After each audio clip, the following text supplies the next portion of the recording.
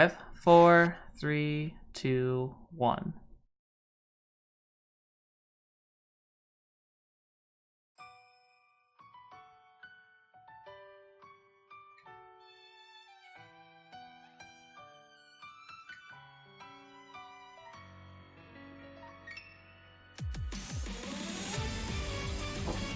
Oh, hang on.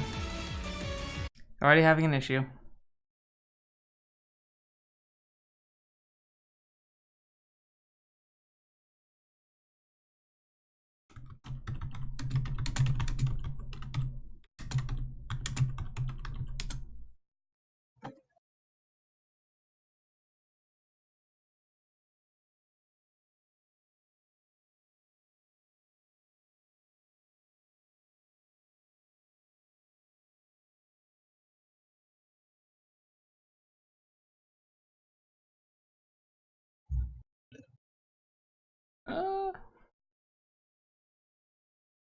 Okay.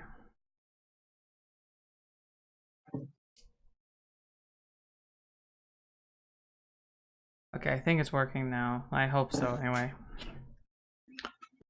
And I wish I didn't have to do this, like, live. Dang it.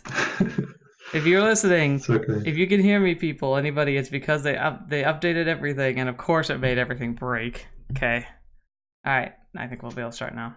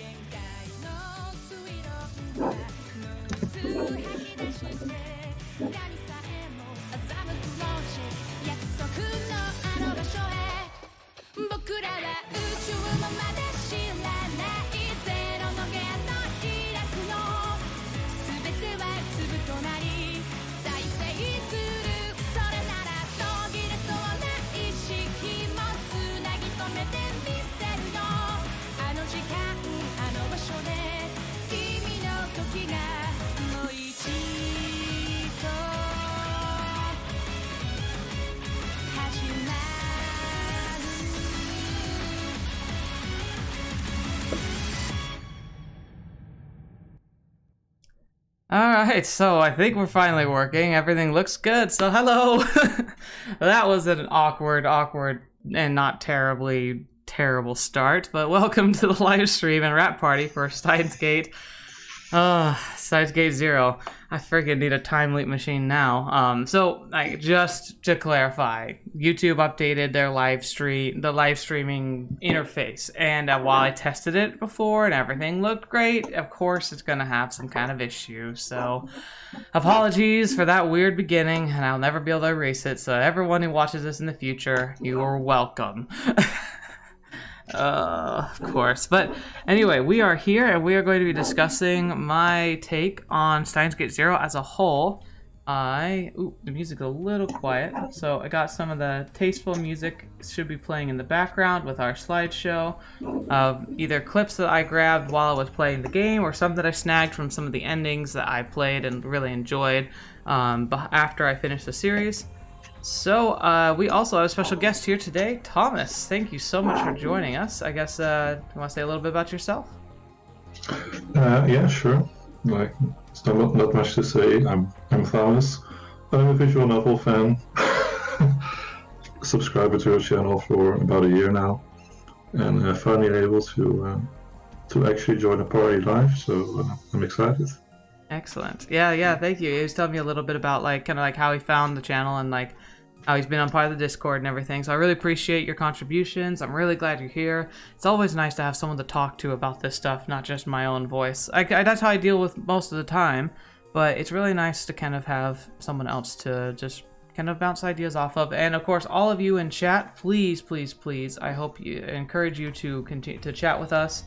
I'll try and call out or address anything that you think of. So thank you for joining us live, and we will discuss things pretty much as they come forward. This is going to be an interesting one, because while Steins Gate innately is incredibly complex, Steins Gate 0 kind of got to leave behind the complexity of the pseudoscience. Like, Steins Gate had to explain everything initially.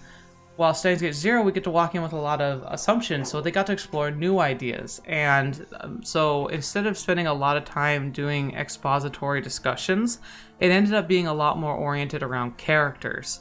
So I can see why some people might not like it compared to the first game, but I also see why other people might like it more. And so it's going to be a very interesting conversation. I guess, what was your overall experience with Steins Gate 0? Like, when you finished it, how were you feeling? Well, I was really on a high when I finished it. Like, I played this whole game in about 2 weeks, I think. Oh, wow. Just around the end of 2018, early 2019.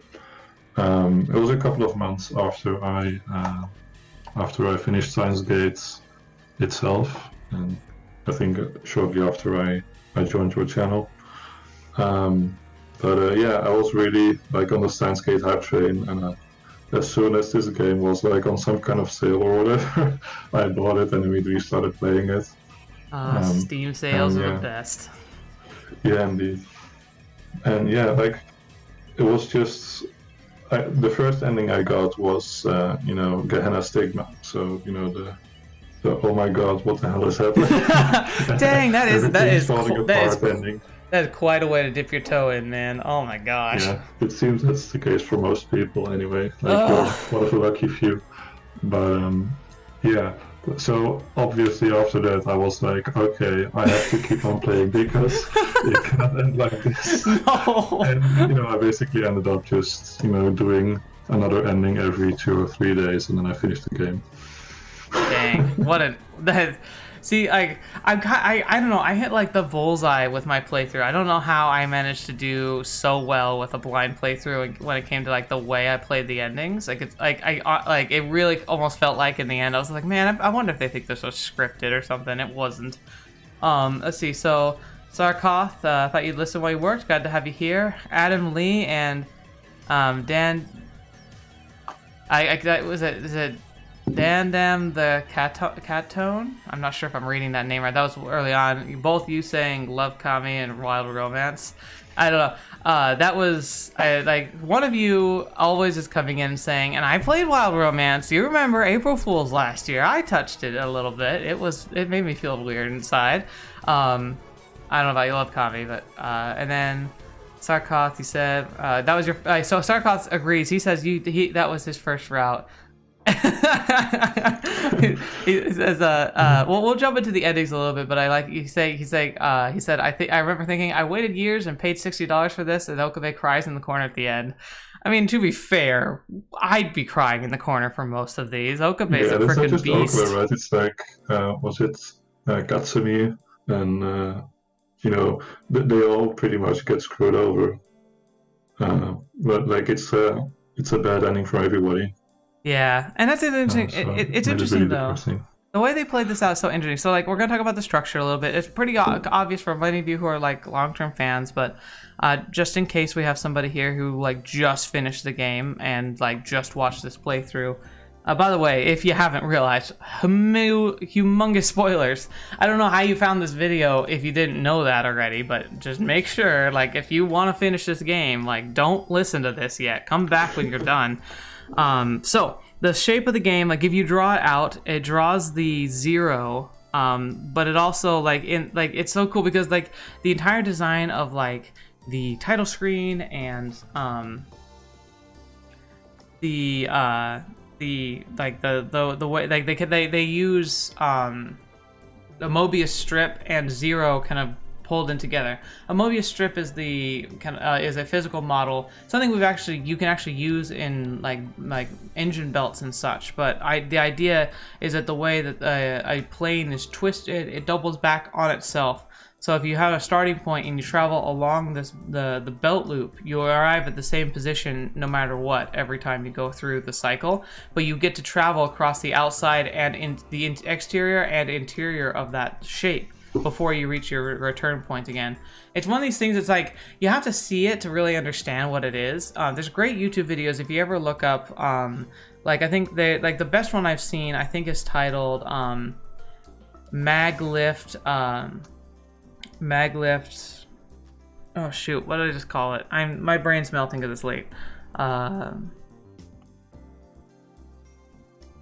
Mobius strip, like Maglift Mobius strip. You can see they use magnetic rail travel, very similar to like the bullet trains, but they use like a small scale version to travel along a Mobius strip to show you how it travels along the top and bottom, but always can come back to its start position. It's a really fascinating thing in physics. It's like why it captures everything in the physical field. So I thought it was pretty appropriate that they used it. And then they also, by having a connection between some of the different endings, which we'll talk about in detail in a little bit, they can craft a zero shape out of it. So like, one of the things about this is interesting is like the biggest cardinal sin of sequels tends to be that if there's a series and they have a great like start, middle, and a fantastic finale to a game or an anime or a book, and like you can kind of tell it's all an enclosed system of a story. If they make a sequel, it's often pressured by the market and by businesses, you know. They say, wow, that first thing made a ton of money. Let's make more because more people will give us more money. And it's, so oftentimes when you get sequels like that, Disney fell into this trap a lot growing up. The Disney classic movies I would watch. One of the great examples is we're having a live action release of Mulan coming out soon. And Mulan was one of my favorite shows. But then they came out with a second one, and that is a dumpster fire. And it's because there was not a cohesive story to tell, really. Like, they kind of had to pull something out of their butt to try and, you know, please the, stockholders or whatever. And it's just a hot mess. And so coming into Steins Gate Zero, my greatest fear was that Steins Gate Zero was motivated by similar, like, ideas. But I do not believe that for a second. Because it seemed very clear to me from, like, even from the get-go, that there were concepts, ideas, and themes that they wanted to explore. And it was pretty clear that there was a lot of behind-the-scenes stuff going on in Steins Gate.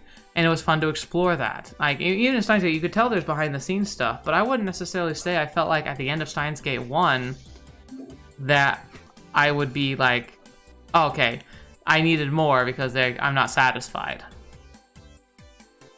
But Steins Gate Zero, like, kind of came in and answered questions and gave me thoughts I didn't even think I needed to know. So it was a pleasant surprise. And so Sarkoth, you're also saying, so what are Steins Gate spin-off games? Yeah, we're going to talk about that. That'll be coming up later at the end because I'm potentially about to eat my own words and fall into that trap before I know it. But I guess you mentioned before, Thomas, how you really interested in the way that they set up this game. So what are some of the thoughts that you had on that subject?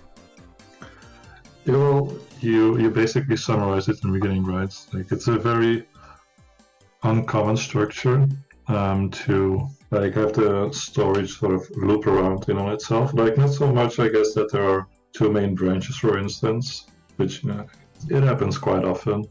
Mm-hmm. Although not in the original Steins Gate. But the early branches are very early, right? Like at the shrine, for instance, where you either turn off your phone or leave it on. It happens a couple of hours into the game, and at least when I was playing it, I was totally unprepared for the consequences of that, because I was under the assumption that I was working within the same kind of parameters as the original Steins Gate, because I hadn't looked anything up. I was like, oh yeah, I have to look out for my text messages and and stuff like that. So I was really thinking about that, and then I stumbled upon that ending. Then after that, of course, I I was, doing some research, like, okay, how did I get this ending? Then I found this out, like, oh, this is really interesting.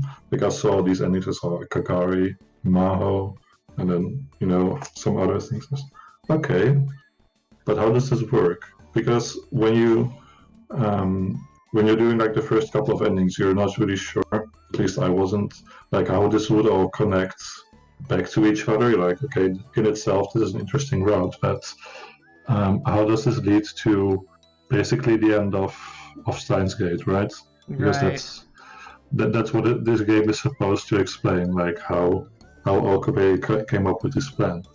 But then as you progress through the story, you find all these different missing links, so to say, and it's really satisfying to see it come together in the end. Even though sort of the epilogue itself is quite short, I think it's the right length, because at the end of the day, you don't want to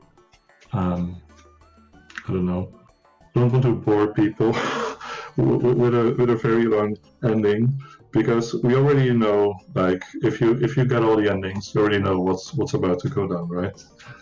They're gonna film the video to encourage Okabe to not give up and to find a way to deceive the world. Oh, it's so good. I love that phrase. No. I think you got it. I think you nailed it. It is like you said, it's really unique, and I think it's interesting because you can tell that, again, the writers were they knew who their target audience was. They knew that there weren't going to be people who were going to stumble, or like very likely that people were going to stumble into Steins Gate 0 without playing Steins Gate first. I mean, that'd be silly, but like... Yeah, if you play this game without having played Steins Gate... It'd be so weird. I pity those people. They would have no idea what the hell was going on. Yeah, exactly. But a part of that realization also is like in the evidence too, because like Steins Gate 1, like it talked a lot about the butterfly effect, and it described it a lot about them taking actions with the D-mails and with the time leap machine, and making some subtle changes and seeing like a domino effect from those changes, but like they were actionable, like it was like, oh, I'm going to send this message back in time and see if it changes something. It was very like proactive. But by nature, the butterfly effect as a theory, like when you read like the whole story, like the idea is that the flap of a butterfly wing could cause a hurricane in or typhoon in Japan. Like that's the kind of the concept. Like a butterfly flapping its wing in Brazil could cause a typhoon in Japan. Is the idea of the butterfly effect is more about how seemingly insignificant, unconnected, or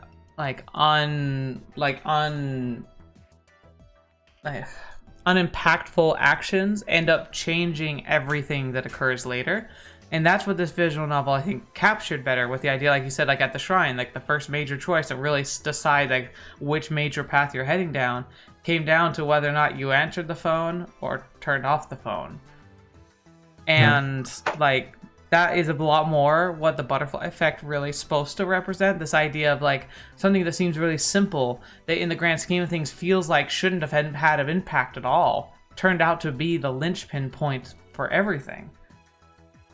And so as a theoretical model, it's actually a really clever idea. So I guess I think now's a good time. Like, let's start talking about some of the endings. So if people who are in chat, if you're interested, like if you have certain thoughts about specific endings, especially as we share them, please comment, or just say like what some of your favorite ones are. I'm gonna start with my least favorite, and for personal reasons, and also the one you started, your first ending that you got. So let's talk about Gehenna Stigma. So you said you walked away from that one, and Sarkoth also walked away from that one saying like, what was that? So what was your first when you finished it? Like you said you wanted to go back. Did you need to take a break afterward, or did you jump right in being like, what the heck? Like I need to figure this out. No, I did take a short break. Like I didn't play it again for the day or something. But the next day I was really pumped to do it again. Because the ending was also kind of, I don't know, it didn't come out of the blue or anything, but it was very quick. Like Yeah. if you just play straight through to that ending, it doesn't take quite as long, like maybe 10 hours or something. So basically, like I was getting into the game, I was like, okay, this is getting interesting. Oh, he's getting in a bit of trouble, and then it's somewhere, okay, this is really escalating quickly. Oh, he's captured now. Is he going to get out of this, or am I going to get a bad end? Oh, well, this is a bad end, isn't it? Oh yeah, okay. It's absolutely. So it was kind of deflating in a sense, but like I said, like after I processed it, I was like, okay, now I want to get to one of the good endings, especially after finding out that it's basically the only really bad ending, because all the other endings are, Yeah. quite positive. Like it doesn't matter if it's like the Maho ending, with Moaka, or a completely different ending like the Mayuri ending. Yeah. They all end, with a lot of hope for the future. And like, okay, I can see, I can see what the impact of this was.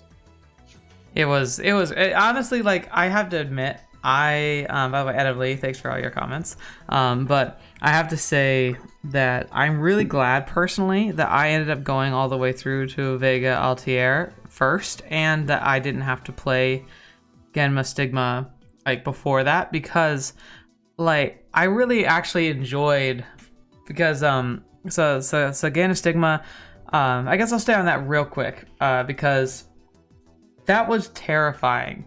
Like, to see the effects of the brainwashing technique of the professor.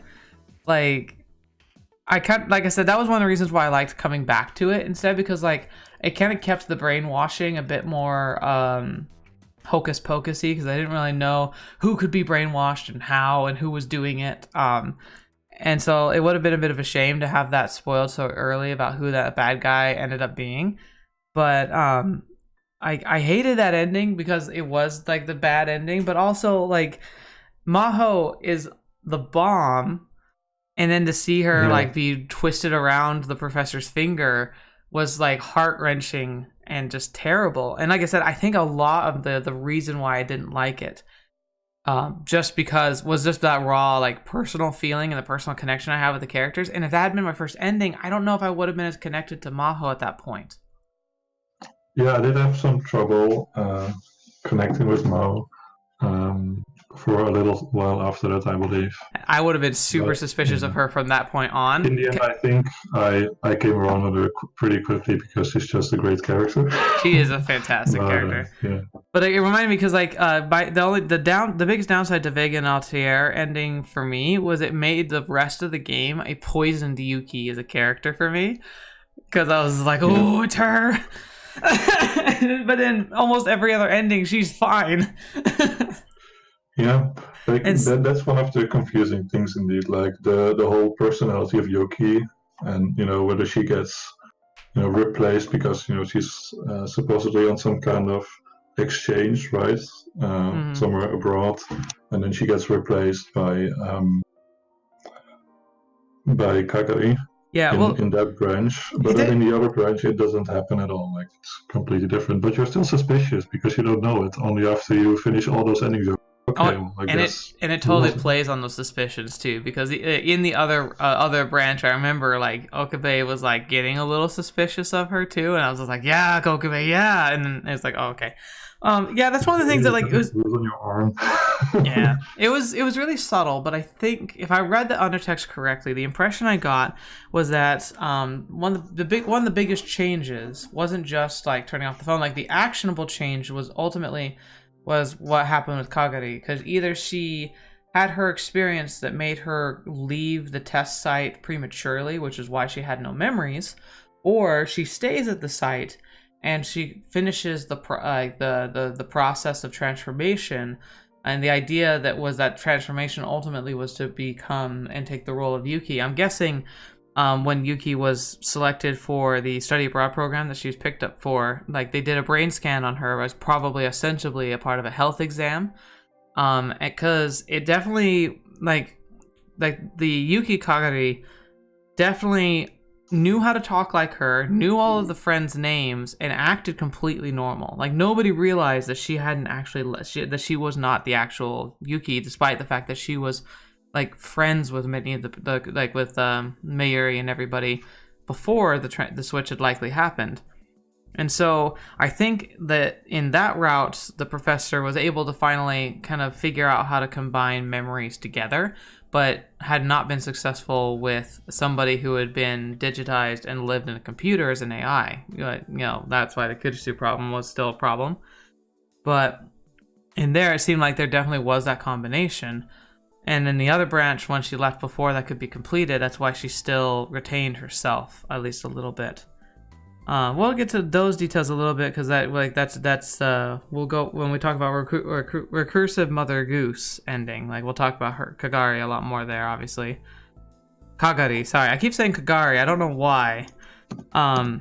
Right, so let's talk about the Vega and Altair ending. So if you managed to dodge the Pandora's box issue, which I think was funny because like I was super paranoid. The reason why I missed that one was because like we're like in this super secretive place where suddenly people are showing up who aren't supposed to be there, and then we get a call from Amadeus right then. I was like, no, that's a little on the nose and like seems real suspicious. Because I was super fan of like the whole AI friend thing until that point. And I was like, I don't think we can trust her anymore. And I was right. But so the first time you do Vega and Altair, and we got to that ending, was really interesting. I guess I thought it was really confusing at first. Like I get it now, but without the epilogue and without the enhancement of the anime, I kind of got confused as to what the heck like Mayuri was planning on doing. I knew there was a little difference, but it wasn't until like I really like examined it post finishing the game and reading comments from people that I really understood that the biggest difference was about like literally slapping Okabe back to his senses. Because it'd been a while since I played the first game and then jumped into Zero, and so the details of that whole encounter had been so washed up in emotion, I kind of forgot the details. And so at first I was really confused as like, how on earth does Mayuri going back in the time machine help things? Yes, did you find that confusing? I don't think I did, but it probably has to do with the fact that I finished Steins a lot closer to the beginning of Steins Gate Zero. Like there's only a couple of months between them. Right, I've also seen the anime between.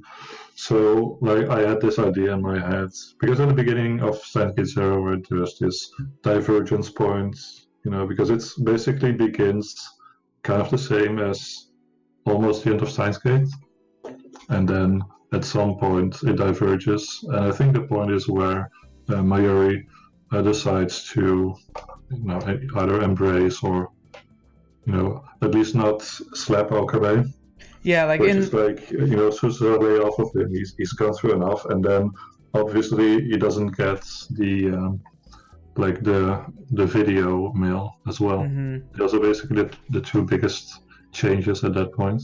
Yeah, exactly. Like the first time Mayuri did what Mayuri would do, and she saw him in pain, and she's like, "Look, he's overwhelmed. You can't just force him to do that again."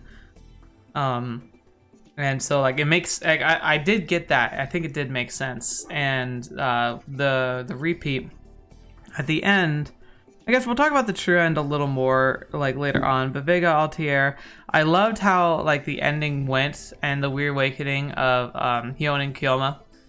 And oh my gosh, it was so good. I loved like the reveal of Leskinen being the bad guy. For me, that was so good. Like, because I didn't really see it coming. Like, I knew I was like, there's something going on. There's someone pulling the strings. And, like, part of my brain, like the part of me that, like, likes to read and write stories was like, Leskinen could be a bad guy. And I was just like, but he's so likable. He's so nice. How could he possibly? Oh, he is a douchebag. Yeah. You should have seen it coming, right? Because Steins Gate pulled it already with Mr. Braun. You're like, okay, he's actually a really nice guy because, you know, you learn about his past with suicide. Like, oh man, I really misjudged him. And then a chapter later, it's like, oh shit. So yeah, I guess And it was just so good because he's just like Lintaro, you know, it's like his weird little accent thing, and I was just like, What a stupid way to be so stupidly cool. I like the character Leskinen a lot. I think he's a dirtbag, but as a bad guy, I love that he is not plainer. Like, a lot of bad guys in a lot of stories are just evil, you know, like the writer wants to try and make sure that you establish that they're a bad person, and they get so kind of caught up in that you tend to only see them in a bad light, and so it's really easy to be like, yeah, they suck, yeah.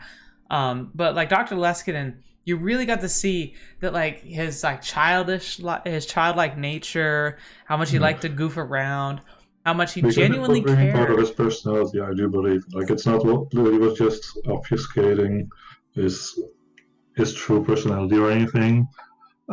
He really is goofing around, but you don't see the other side of his character until later. Yeah, so, and like his other side's motivated by like he talks about in Sigma about like he was wanting to control the information war before it escalated into an actual war. He was like probably slowly twisted from like a path of just wanting to be a scientist into this idea of like wanting to like get the upper hand before somebody else did. And like I can kind of understand like that precarious walk makes sense, because like the way he comes across it is so like it just feels natural to me. And while he's a bad guy and by the end he's really twisted, it does feel more genuine, because like the real twisted people are the people you never expect. Like a good example is I hate to say this is a good example, but like it's really shocking when you learn that a family member or a friend or someone you grew up with turns out to be somebody who ends up being like abusive in some way. Like, it's terrible. It's a terrible thing that happens. But like I think all of us have had that opportunity to have that kind of that revelation of like, wait a minute, like this was going on the whole time. But like I like spent time at their house. I like grew up with them, or like I dated that person. How did I not know this? You know? And that's kind of what the Leskinen twist was for me. It was this idea of like, Leskinen was a major character and a major player in the story, and for me, he was one of the he was like always a breath of fresh air. Like every time he came on the scene, I had a big grin on my face. I was feeling great, and you know, like, and then to have that pulled out from underneath me, I think was one of the better twists. Like you talked about Braun, like Mr. Braun, that twist was shocking, but I don't think it had the same impact, because Mr. Braun always came across as kind of like a well-meaning but very angry person who really didn't seem to interact until like the letter got delivered, and even then he was still fairly like reclusive, like in the background. Yeah. But Leskinen, he was very forefront. He was very much a part of like Maho's life, and so we followed her a lot and saw that he really like bonded well and interacted well with Okabe. And so like every time they were together, it was fun and interesting. And so for me, like it had a lot more punch, but it also made so much sense. So it's really good.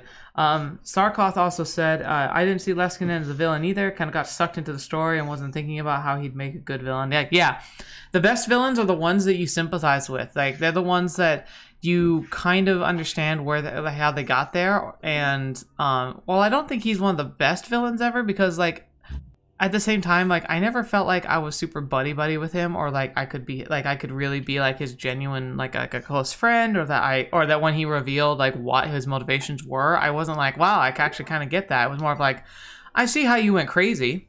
But he was really good, like as a villain. He was one of the better ones. So, and I loved that reveal. Vega d'Altier, I'm glad that was my first ending, even if canonically it kind of technically should have been the last one. I liked also going back there for the epilogue, even though it meant I spent like 2 hours scrounging for new changes to the timeline that there was only like 2 seconds of in Next Day Protocol. But so then let's go switch sides to the other side. So the second side, I believe that's the one where you... Crap, I'm trying to remember the choice, which side was which. I think if you turn off the phone, you go down the side towards promised rescamento, which is the arc we're talking about now. Like maybe we can figure that out if someone happens to look it up. But I guess I'm gonna save Twin Automata for last because that was my favorite ending, and I want to talk about why at the very end. So this is the route, of course, with Kagari being having lost her memory, but the crew, the lab mems, finding her, and the decision that takes you away from Twin Automata is whether or not you answer the phone and stick it to the side of her head. No, that's reclusive Mother Goose. Twin Automata is the difference between that's when Amadeus calls you while you're like figuring out that the file system in Stratfor has like all these memory files, and you're starting to draw the connection between Stratfor and Amadeus. Amadeus calls you, and if you answer it, you world leap back into the beta world line, and that was a trip. What did you think when that first happened for you? Oh man, I didn't see it coming at all. Freaking, I had a mental breakdown effectively. I read the numbers and didn't compute what that meant in my head. And then that whole episode, that was like the I'm gonna cry my eyes out episode, I think.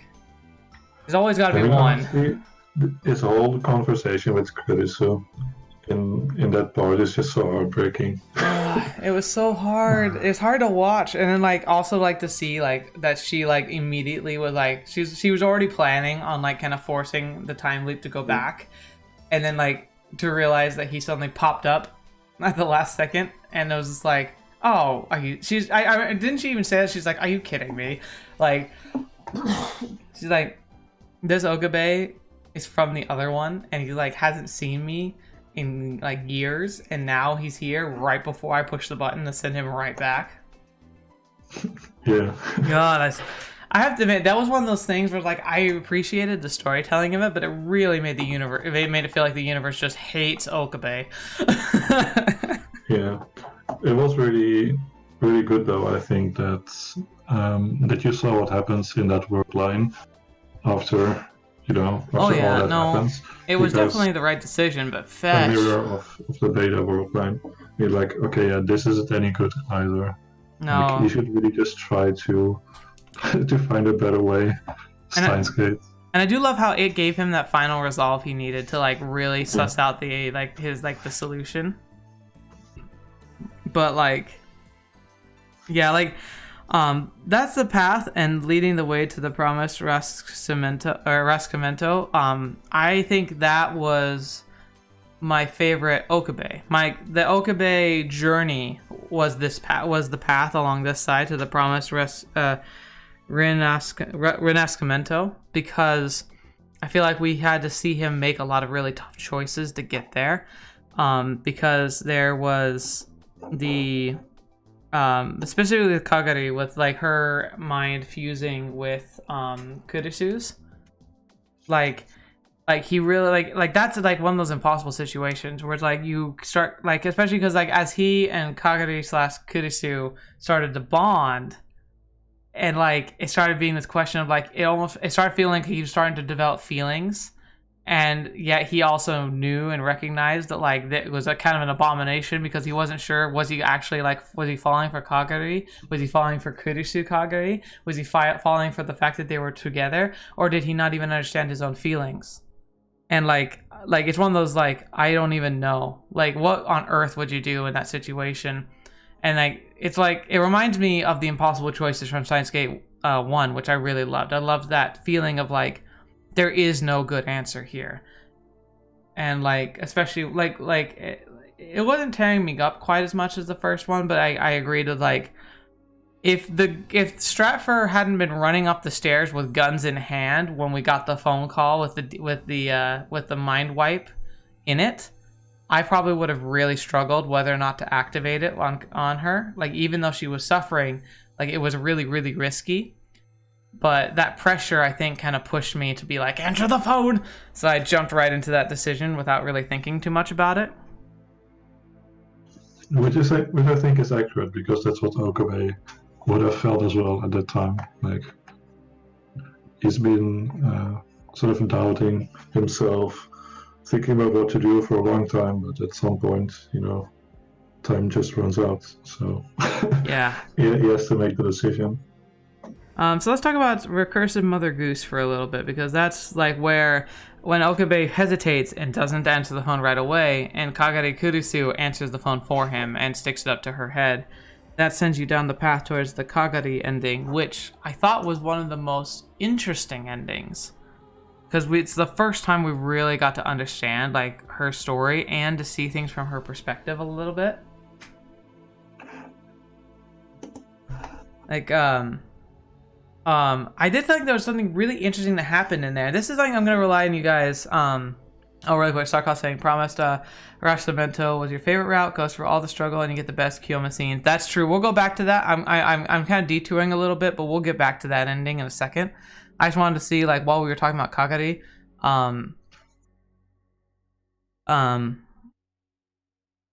Kagari, I wanted to talk about that because there's a lot of interesting stuff that happened there. I liked how there was the double appearance of the Isekai truck. That was a nice little cameo that I doubt the creators expected would actually be a cameo at this day and age. But it was nice to see that little that trope, the truck that hits people in the road without hitting the brakes.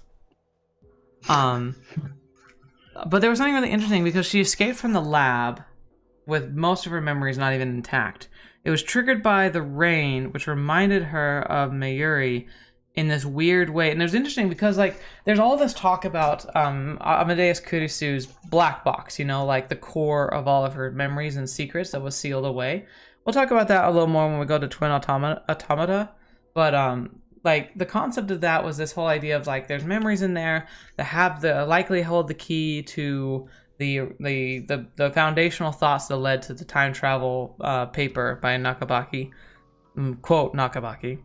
But it's interesting because this explores this idea that humans kind of have the black box, and it gets explored later by Okabe as well when he thinks about his reading Steiner, which reading Steiner operates almost exactly like the black box Kurisu describes, because the Kurisu Amadeus, she says that like it holds like records of her thoughts and patterns and mindsets, and then as things are changed in her program, her program automatically checks the black box and kind of compares, and if there's been alterations, she kind of re-updates herself. That way people can't mess with her. It's a really brilliant system that they programmed into her. But it's interesting because reading Steiner does the same thing. It's that whenever there's a world line shift, rather than the thoughts, mannerisms, and memories shifting with it, Okabe has like a black box that maintains like his state of mind and kind of overrides the state of mind that his new self should have, because he always acts normally up until he dumps his mind into his old self. So it's really interesting that they fleshed out the concept of this black box without like drawing a whole lot of attention to it.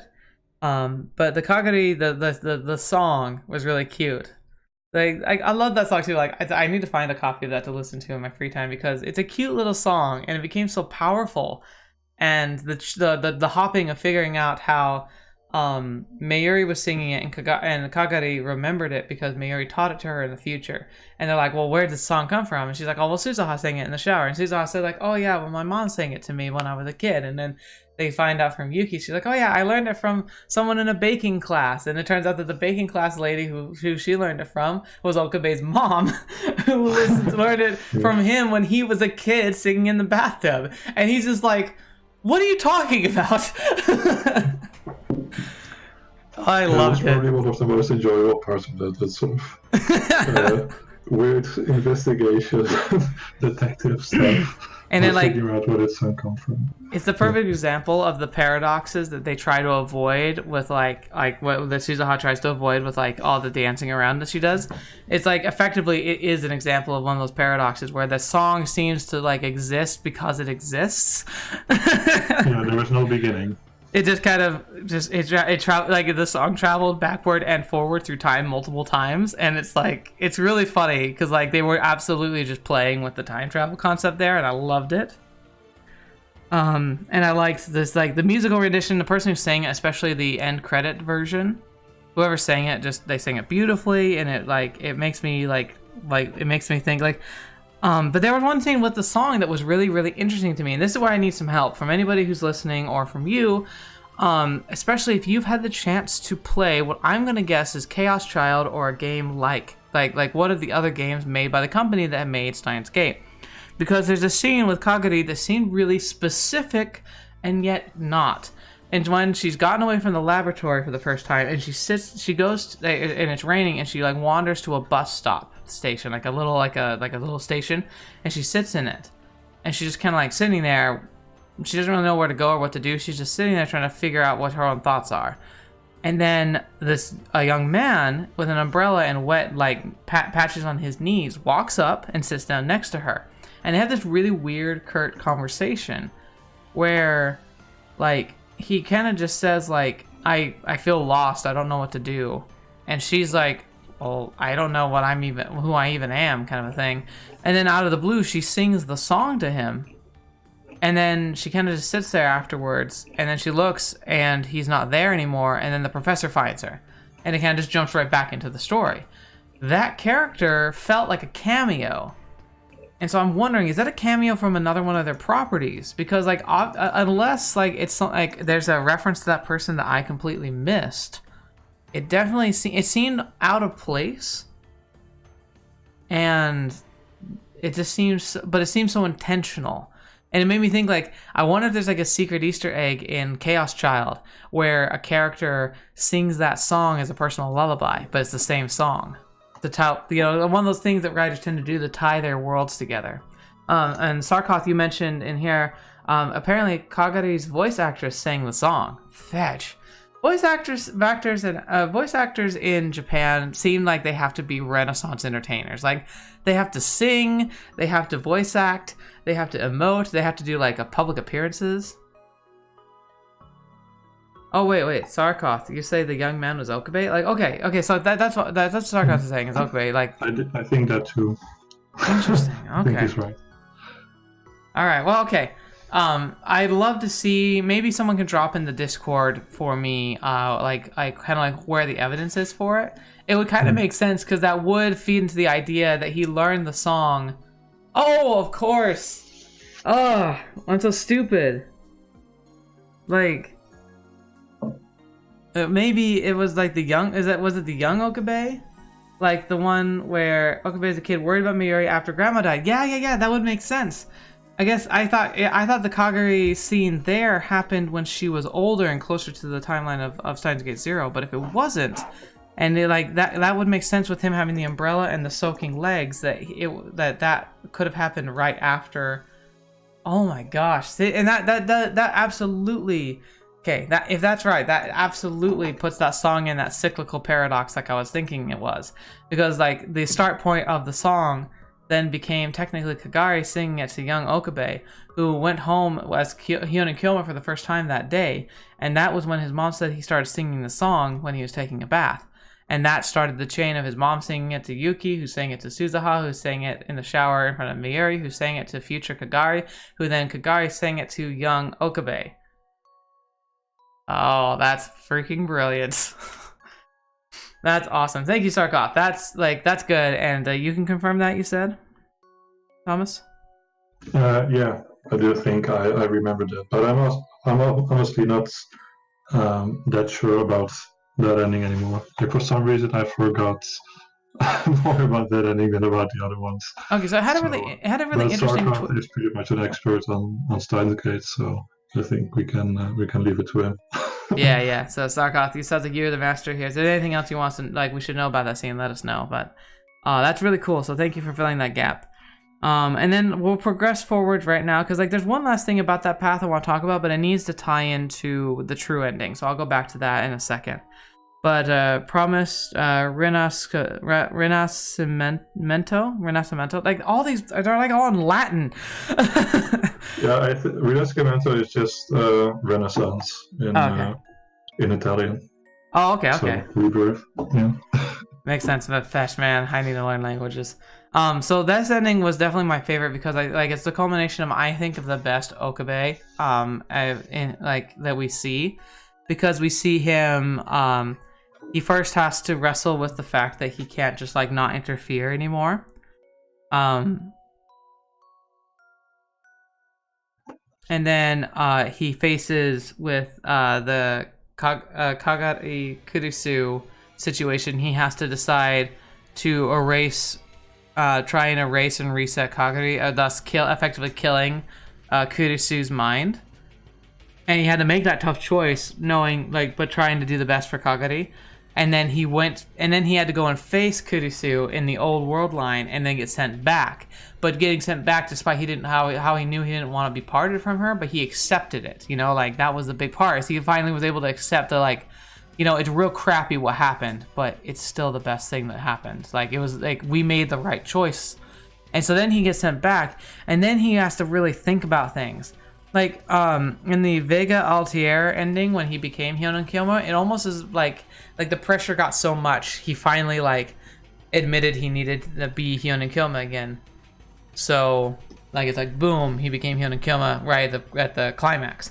But in Promised Renacimento, he kind of he formally made the choice. He stepped into Hyonin Kyoma's shoes again. He's just I will stand in defiance of God and fate, and I will do whatever it takes. I will be the mad scientist who will do the same things over and over and over until I get it right. It was the true Hyonin Kyoma, I think, and it was such an awesome awakening scene. And I really loved how he went through everybody and gave them their lab member numbers that he remembered, and then inducted Maho and Kagari into the group. And then the pin that he got, in the first game, I remember it had the asterisks in it. I had all the initials for all the lab mems, and then the two blanks at the end. And then he added those two in, and it was it made my day.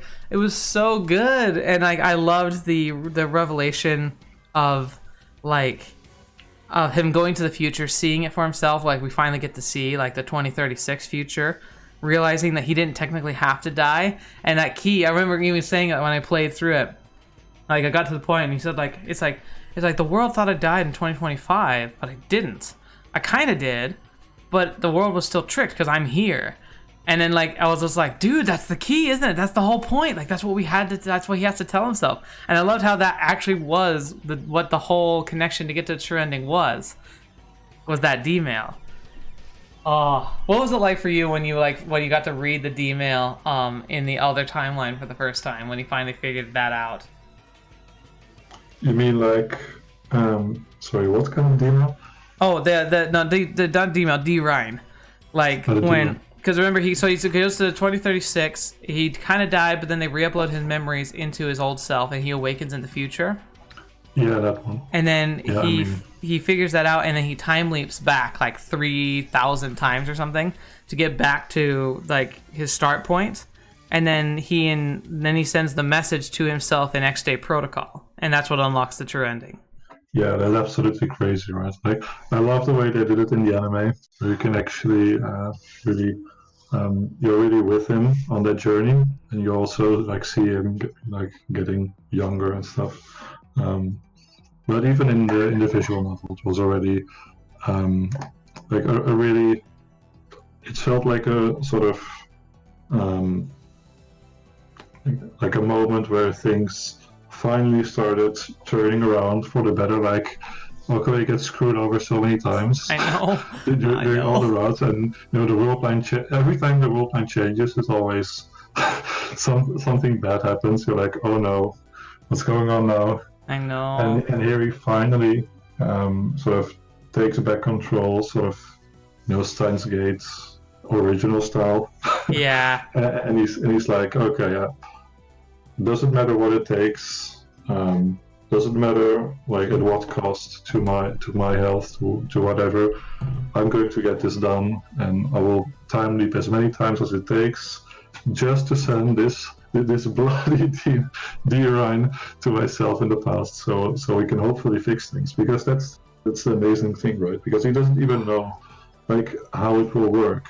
he just believes that, that he has to do this, and this will be a chance to to finally escape the Beta Worldland. Oh yeah. By the way, it just has to be so strong. Yeah. Yeah. By the way, Freezorg, thanks for joining us. Glad you could make it. Excuse me. Sorry. Yeah, the anime, like Sarko was saying that the anime did a good job of showing, like you said, like how he went back through all those years. I agree. Like I like how when they did the anime, they kind of touched up on things that like they were like, oh, we might have been able to do this a little better. So like I'm glad they took the opportunity to do that, because you're right, it definitely was much more appealing to see it that way. Yeah, like I love the hope though. Like I think Steins Gate Zero, interestingly, is a story for me about hope. Because Steins Gate in its own is like, it's a quest. It's a quest to find an open Steins Gate, the world that no one has viewed. But Steins Gate Zero, it's all about having faith and hope in your past self, and that that the limits of time and space don't have to hold you back, despite all the crap you have to go through to make it work. Like that is the hopeful ending where he's like I'm not going to solve this, but I found the key to it, so I'm going to reset things, go back to the way I was, give myself this kick I need to solve the problem. It's such a cool concept of being like I will never, in my cognitive self in this timeline, will never know if this works, and I have to go to a future where I get tortured to death. But like I'm gonna face it head on and with a smile. It's so freaking cool. Like the concept is so awesome, and so just like there's so like how many stories could even come close to something like that? The closest thing I can think of are people who like lay down their lives in like combat or in a sacrifice. It reminds me of Captain Asumi in Lovable Alternative. Like that entire scene operated off a very similar primal hope. Of like what I do will bring about the greatest possible future, and like people who can make that decision, because that's a thing people do try and make decisions for in real life. Like that's such an admirable thing to do. Freezorg, we've talked about Gehenna Stigma, Vega Altair, and Recursive Mother Goose. You're catching us on Promised Renascimento. We're going to talk about Twin Automata next, and then we're going to wrap up the endings talking about the true ending. But if you have thoughts, post them. I'll try and read them out. We all know it's live. We're going to jump around a little bit. But so... It's also just hard to talk about this VN in a way that's concise because of the nature of it. Like, I think we're doing a decent job, but like, man, it's hopping and leaping all over the place. But like, I do love like the build up and the concept of sending like a message from one timeline to another without directly interfering with the timeline. It's a really interesting. I think that's one of the really innovative things that Steins Gate Zero brings to the table compared to the original Steins Gate, right? Because in the original, it's always they're trying to change the world line they're in to another world line by either sending a DML or deleting data from CERN's database, whatever. It's always about changing the current world line, but they never explain that you can also maybe try to influence other world lines, and that world lines have influence on each other, like they can work together, so to say, to achieve some kind of to achieve something in the future, which is what Steins Gate Zero is all about. It's about the collective effort of all those different world lines, all those different Okabes and Darus and Mahos and whatever, working together and achieving this result. So yeah, I think that's really nice. It's so cool. Like, and I guess the thing is, like, it kind of went over my head. Like, I was so caught up in everything at the end of Steins Gate Zero, Steins Gate, the original Steins Gate. More wild romance, Adam. You're never gonna stop asking, are you? I'm not. Like, I can't do that. I could, but like, there's so many other things I'd rather do, because that one's like, I mean, I don't know. Maybe I'll need to look up somewhere, like if you could promise me that it does what Princess Stray Cat Man of the Heart does, where it is ecchi, but it has a lot of like heart, soul, and genuine character development in it, I could be persuaded. But everything I looked at told me that that's effectively a fan service game. And there's so much more interesting stuff to cover, man. Anyway, so before we talk about the true ending, we're gonna talk about my what turned out to be my all-time favorite ending of the entire game, which was Twin Automata. And it's pretty simple to explain why. Twin Automata followed very closely my favorite characters for the first time in Steins Gate Zero. Like, I guess Kurisu was one of my favorite characters, but she's obviously not really in this game besides Amadeus. But this one, but Twin Automata, really emphasized, following Maho, because it's technically her ending. But I also loved how we finally got to see some real good Ferris action, man. I was like, yes, Ferris, finally! And just that whole route and ending was full of so much, it made me smile so much and made me laugh so much. I loved almost every aspect of it. And the ending was also one of the more moving endings of everything. And yes, Freezorg, you did. I know it's kind of sad I can't showcase it on my channel, but I got the policies and they're there for a reason. It's to give you guys a chance to explore things yourself. But man, I don't know. What did you think of it? And then I'll share my thoughts because I'll probably talk for a while. Yeah, it was a crazy ending. I don't know if it was my favorite ending, but for sure it was one of my favorites. I really like the fact that Maho got center stage for once. She's a major character in basically all of the rounds, but here you can really put the really deep outer characters, so to say. Ferris as well, of course, because in most of the endings or most of the routes, Ferris is kind of a side presence, I guess. She really is. She barely has a influence on the plot itself, even though she talks to a lot of people, which I thought was a bit of a shame because Ferris is a great character. I mean, they're all great characters, but Ferris is a really great character. So it was nice for her to get us there in the limelight, as well as Malaka, who in a lot of I think all of the endings, all of the routes, is really kind of disappointing for me because in the original Steins Gate, of course, she there's this whole arc about first joining the lab and then turning out to be evil and then having this really nice redemption arc in my eyes. So coming off the back of that, if you start Steins Gate 0, Marika is basically just another villain again in most routes, but she doesn't really show up that much. When she does, it's mostly at the end if you shoot someone. Yeah.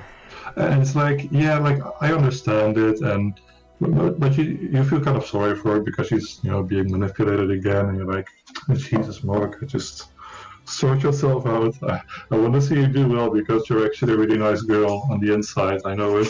And then in this ending, she basically does something similar to chapter 9 of the original Steins Gate, where she really redeems herself, and I think we learn a lot more about her than in Steins Gate.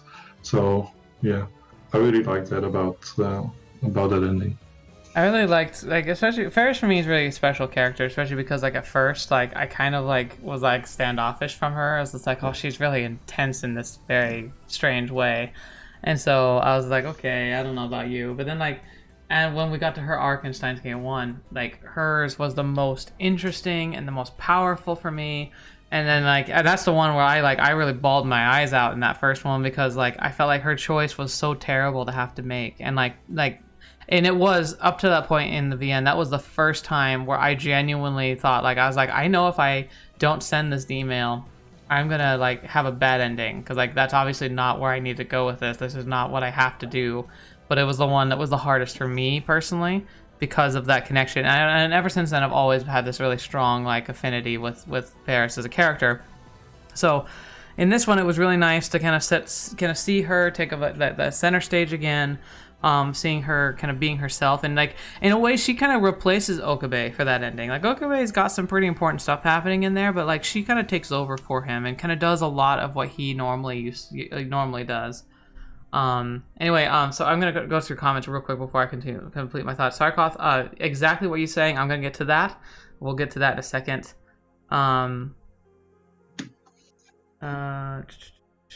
Okay, so I'm getting a breakup story from about the wild romance. All right, Adam, I'll make sure to look at that in the future. I promise.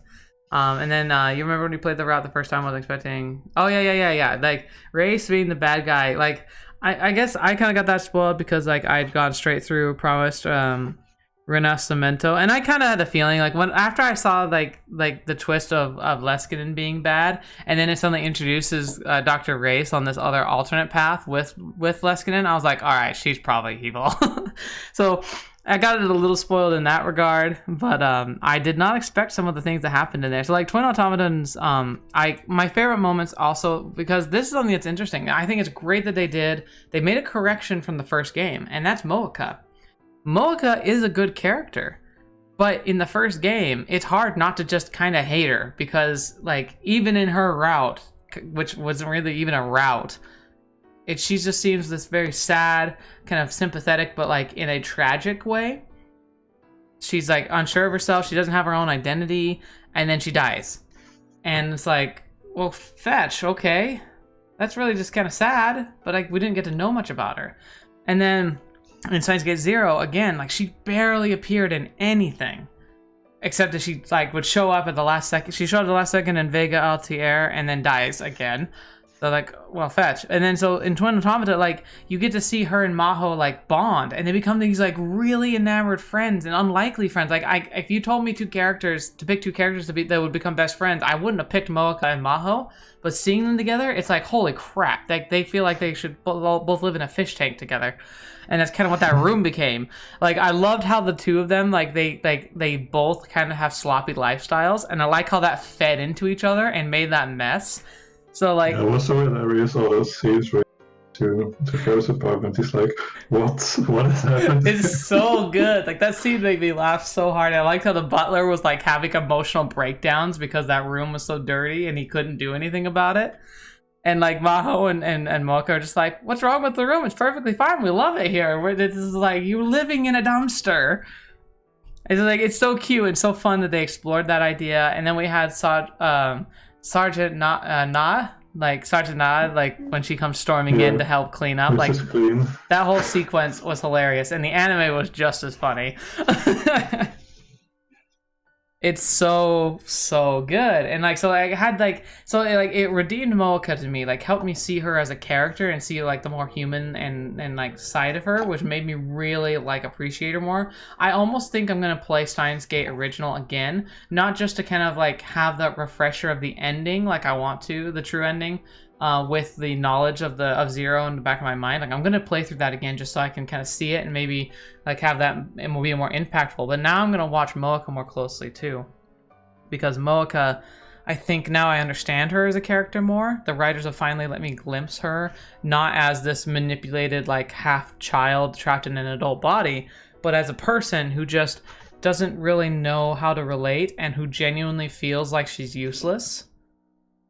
Like I get it now. I get it, and so like I want to watch that path in her story again, and I think I'll appreciate her more as a character. And so yeah, like I loved that. And then the ending, which was one of the more intense endings, but also one of the best endings, with Dr. Race coming in and like, all right, I'm just gonna take Amadeus from you. Freaking capping Leskinen took me by surprise. Like, I didn't realize that he had a world line where he could, like, literally die. Because, like, they kind of established most of the time that, like, oh, if you're not fated to die, you're not fated to die. And since he definitely survives most of these other ones, or at least we're pretty sure he does. I mean, like, he definitely survives enough because the Vega Altier ending and talks about how he sent himself a message through Kagari from the future. So, like, we know he normally survives, so to find him actually get capped was like, holy crap, that's crazy. And then, I loved the pretend countdown and authority change that Maho and Amadeus came up with together. Like I thought it was too fishy. I was like Maho gave in way too quick. I don't think she would give in like that. And so I really liked how they really like played Dr. Race so well. But I guess and then I guess to culminate everything, you know, when they actually are like when she actively deletes Amadeus, when she reveals that she never actually granted access codes to access the black box, but instead it was designed to only delete her. Like if anyone's going to try that hard to get into it, then it would just kill Amadeus completely. I thought that was very much a Maho thing, and it made a lot of sense, and it was really sad. And then freaking Kurisu from the Alpha World line just busting through into her own pseudo body in the computer, again proving that the universe just hates these people. So it's like, oh, like Amadeus is up and functioning for this entire time. It's so great and so good. Although I do think in Twin Automata, like that's the longest the Kurisu program stayed active under its own power. And I think in every other ending by that time she usually gets shut down. So that could be the argument that like the alpha line Kurisu attempted to time leap into the beta world line, trying to find Amadeus, or the theory that she might land there, or like might land in her body somehow. And having her land at just that critical point was so crazy. And part of me like is kind of convinced like Maho that like it might not have been real. But the fact that she name drops Hyun and Kyoma at the end convinced me it was real. I was like, ah, that's so stupid. She had to die again. God, could you imagine like suddenly becoming a computer that was deleting itself and like having literally like 5 minutes to like say everything you want to say to your best friend? God, it's like it wrenched my heart and soul out. And like again, that's why it was such a good ending though, because I was like, this is the most crazy thing ever. And it was so sweet and just so cool. Just such a good ending. Freezorg says that Kurisu taunting Reyes and making fun of her was hilarious. It was so good. My favorite thing was when Reyes was getting really mad at Amadeus and she points her gun at the computer screen. I was just like, Reyes, you're supposed to be like smart. You know that's not her. You could shoot the computer and literally nothing would happen to the program. Like, I was like, I understand like you're mad and you're not gonna think straight when you're mad, but I was like, come on, you're supposed to be an intelligent person. Yeah, it was absolutely hilarious though. It was really good. The standoff with a computer. Like, I'll kill you dead. It's like, how? It was so good. So yeah, that was my favorite ending, mostly because like I got my fairest love. I got to see Mocha as a character, which I really needed to see. I thought the dynamic between the three of them was funny. Like the sleepover was so hilarious. Like the crazy outfits. Oh my gosh. I don't know which one was my was more like Maho's was ridiculous and hilarious. But it was sorry, I gotta skip the background because like I edited my like background video wrong. So like Moeka wearing like effectively lingerie. I was just like, what? And then like it kept implying this like undertoning potential like romantic like relationship between Maho and Moeka. I was like, where did that come from? I'm not sure if I'm entirely against it. But it really seemed like it was kind of pushing, especially with the Vega and Altair ending and in the true ending. It really implies that Maho does have a thing for Okabe, but like every other one else. But I kind of liked how it was also implying that Maho might have had a thing for Moeka because of like they had like some very specific like moments, and it made me think like it could have been going that direction. I kind of wish I had a little bit. In the end, I think it's good that they left those things mostly up to interpretation. Yeah, that's true. I think it's also like I don't like how it feels like a lot of stories have to feel like they have to have romance. Like if it makes sense, it makes sense. But in Steins Gate Zero, like the story wasn't about romance. It never was. Like it had implications of like potential things that could have happened, but it never like occupied itself with it. And I think that was the right move overall. Yeah, in the beginning I was kind of worried. I think that Although, for instance, would get into a relationship with Mao. That would feel really weird. Because you feel immediately that she reminds him of Kurisu, because they have relatively similar characters. I mean, they're quite different in a lot of other ways, but he sees a lot of Kurisu in her. And I'm like, okay, please don't go that route. Like, I really like Maho, but you shouldn't. you shouldn't get into a relationship with her as a replacement or something. But luckily, it didn't happen. Exactly. Though they definitely had some kind of bond with like the very tender hug right before he left. Yeah. Like they definitely were close, but I don't think they were like in a relationship close. Like, and if that happens like years in the future, like between like the end we see and the most of the events of Steins Gate 0 in 2010, then it's fine.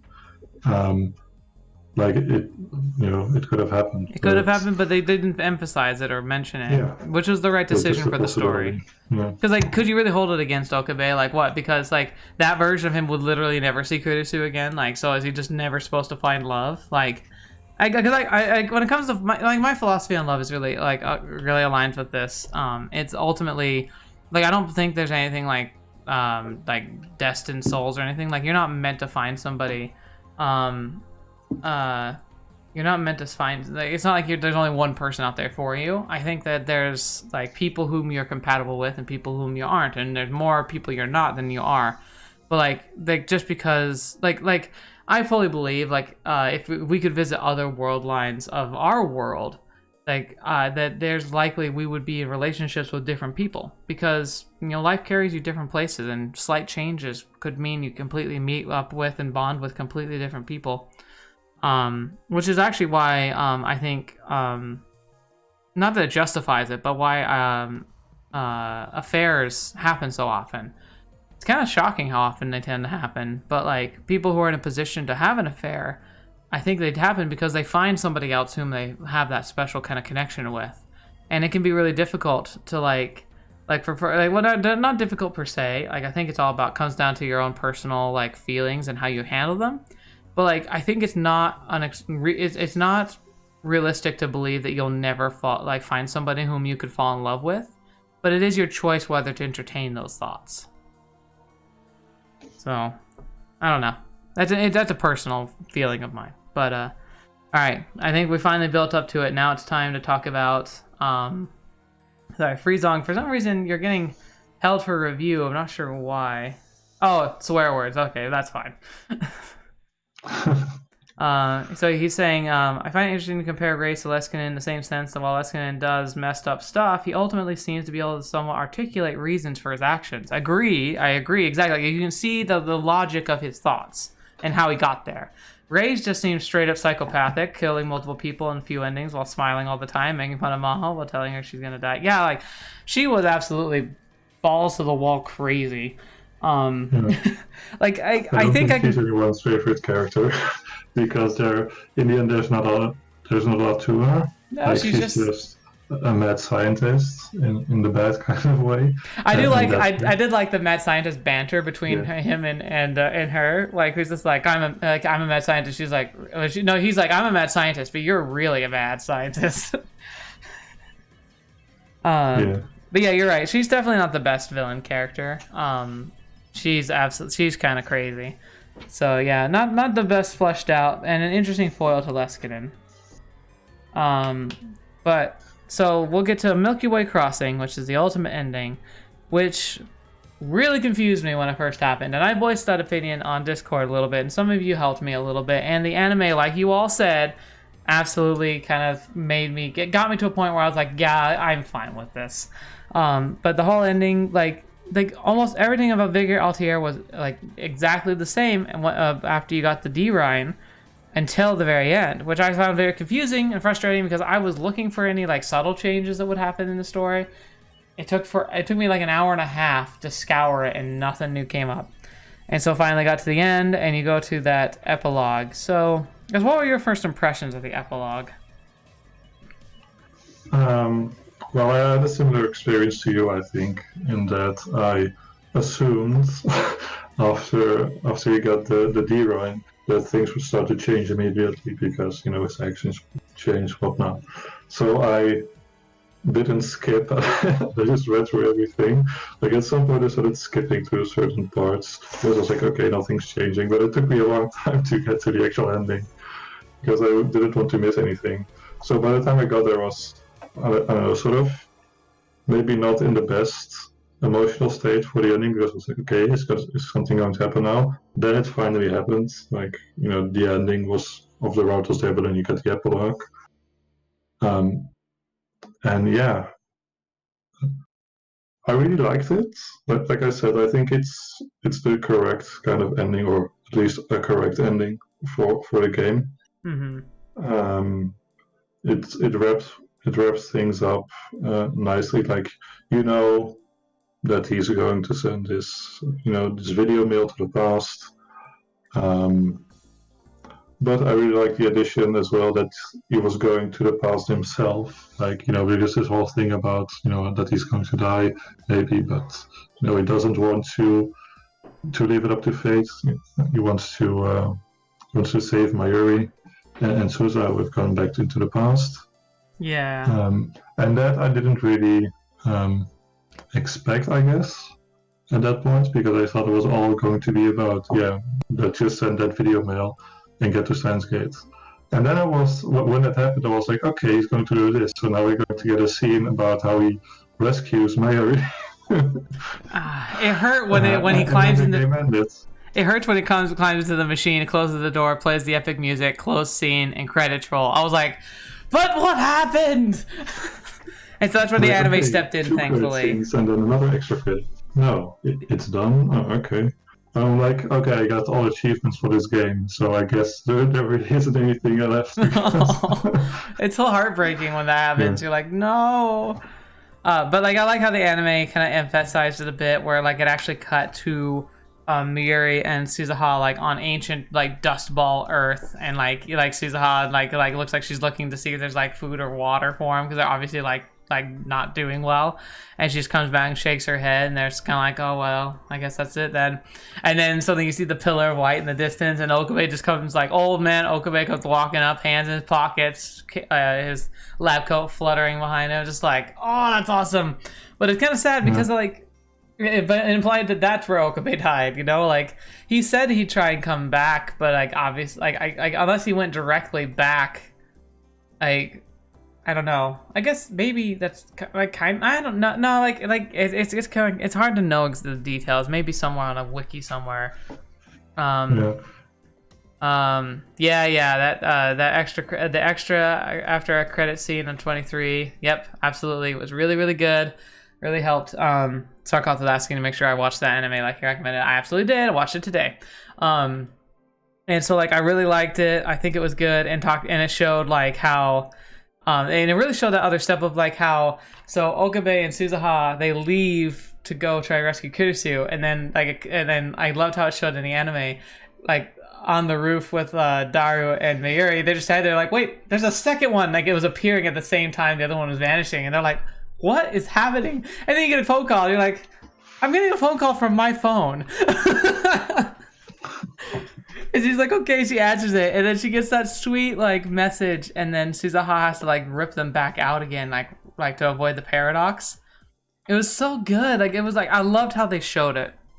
I loved how they showed that like oh dude, okay, so Sarkos pointing out that like I called Okabe old man Okabe, like he's like 33, and I called him old man. I was like, I'm merely pointing out that he looked older, and he was technically gonna die soon, so I mean, it was about as old as he was supposed to get anyway, but then again, he didn't in other timelines, so it doesn't really matter. But yes, you're right. He's not really an old man. It's just old compared to like the Okabe we usually follow.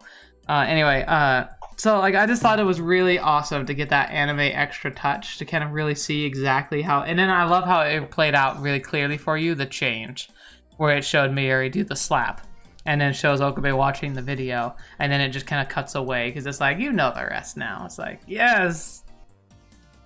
It was good. It was good. Like, the story is good. And, like, that's my ultimate say about this. Like, what was my impression of Steins Gate Zero as a whole? It was a fantastic addition to the series, in my opinion. I think, was it strictly necessary? No. You could play Steins Gate 1 and have a complete experience, package deal, never need to see anything again, and still like enjoy the heck out of it. But Steins Gate adds to the story in a way that I think is complementary, is helpful, explores really fun ideas, and not just time travel, but it expands the data research that led to the time leap machine, which was, you know, like memory recording and digitizing. AI, which is the logical next step of that such a process. It was really cool to be able to see them explore those ideas, really like exploring them really well, and getting to have all these different ideas, and also like kind of seeing how a time war would feel, because that's really what World War III, like post World War III is the disaster we hear about, but the prelude to it was effectively a time war, and that was really cool to watch, as painful as it was. Because what did you think of the entire series as a whole? Like when you sit here, you think about it. We've been talking about it. Like what do you think about it? Do you think it was like a good idea that they made it, or do you think that they could have done better? I don't know. Maybe both. If there's anything you could change about it, what would you change? Like what do you wish they'd spent more time on?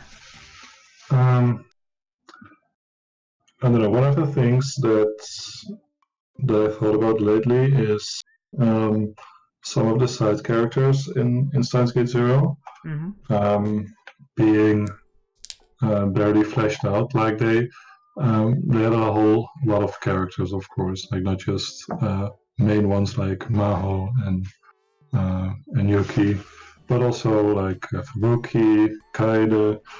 Oh yeah, I like Fubuki. I like Fubuki a lot. Yeah. So what I mean to say is that it's not that I don't like them. Actually, I like Fubuki quite a lot. I like all of them. I mean, let's be honest, almost everybody in Steins Gate is a pretty cool person.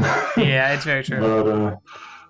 But they didn't really utilize all these characters like in a, I don't know, I guess a satisfying way. Like Fubuki, I'm kind of like on the fence because there's a little, of course, an interesting thing with her going on.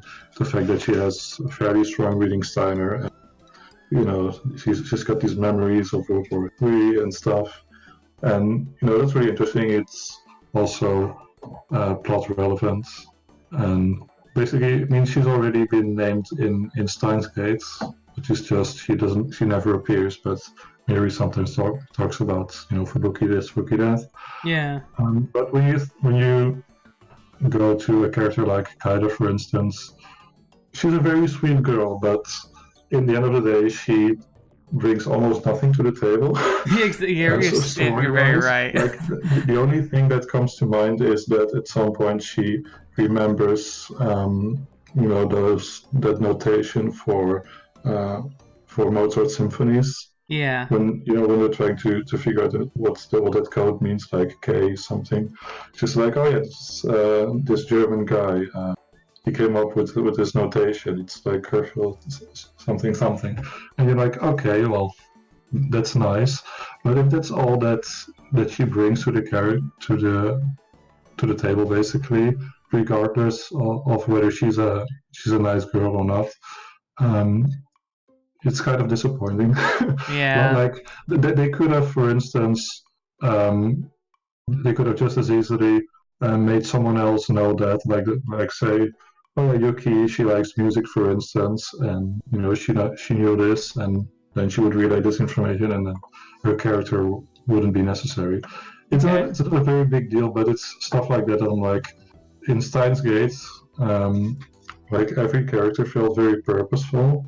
In that sense, like nothing is wasted. Everybody who appears on screen has a major role basically to play. Like even Dr. Nakabachi, for instance, in the beginning, I think like, oh, he's some kind of random guy. It doesn't really matter. It turned out to be not the case, of course, because he's instrumental to the whole plot. And I kind of miss that in Steins Gate 2, I guess. In that way, that a lot of things felt very